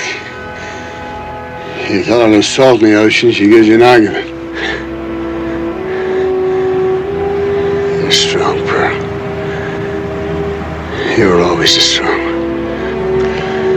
Promise me you'll finish that hospital. Hospital? Promise me. Yes, Pat, yes. Anything. Oh, anything.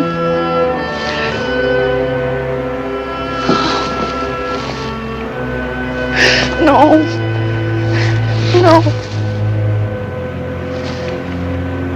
He was afraid if you knew about the hospital, you'd think he was guilty and leave him. That's the sheriff. I called him.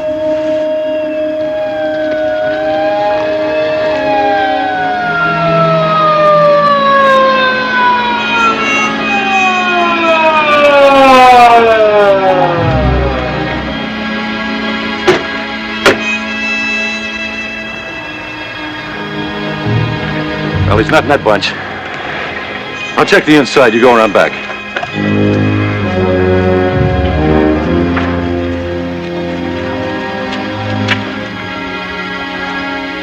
All right. Come on, you guys. Back to work. Go ahead.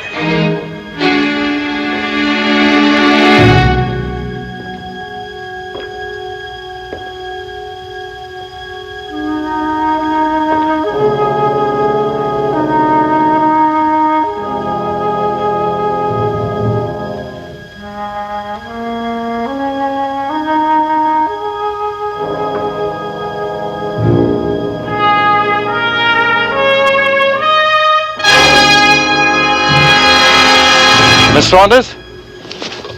What's the matter with Pat? Is he sick?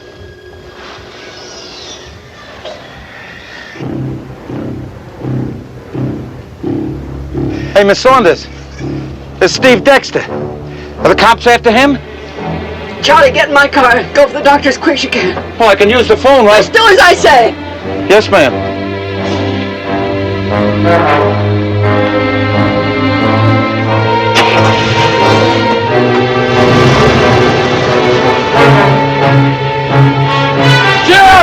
Sheriff! He's getting away! Where is, sir?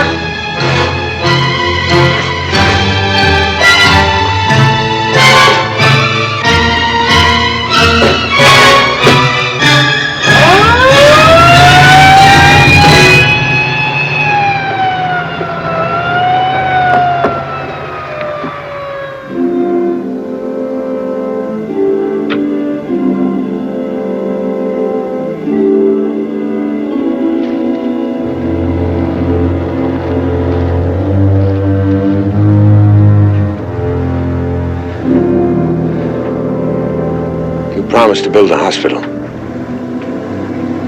Do it.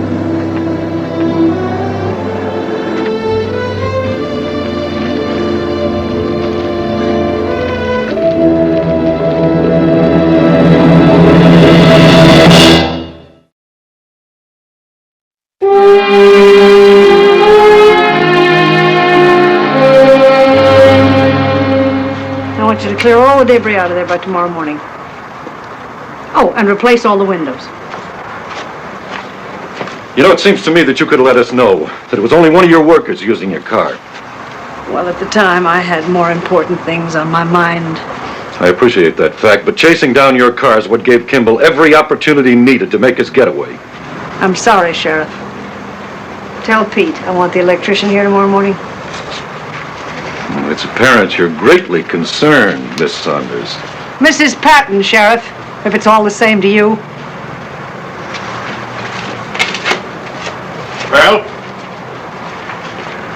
Pearl, I'll be glad to drive you back to the construction yard. I won't be going back to the yard, Tom. From now on, our office is going to be located right here. And if that doesn't sit well with the townspeople, that's their lookout. I hope you're not holding Coleman responsible for Pat's death. Now, granted, maybe the fire was no accident, but what killed Pat? I know what killed Pat. I also know what's going to keep him alive.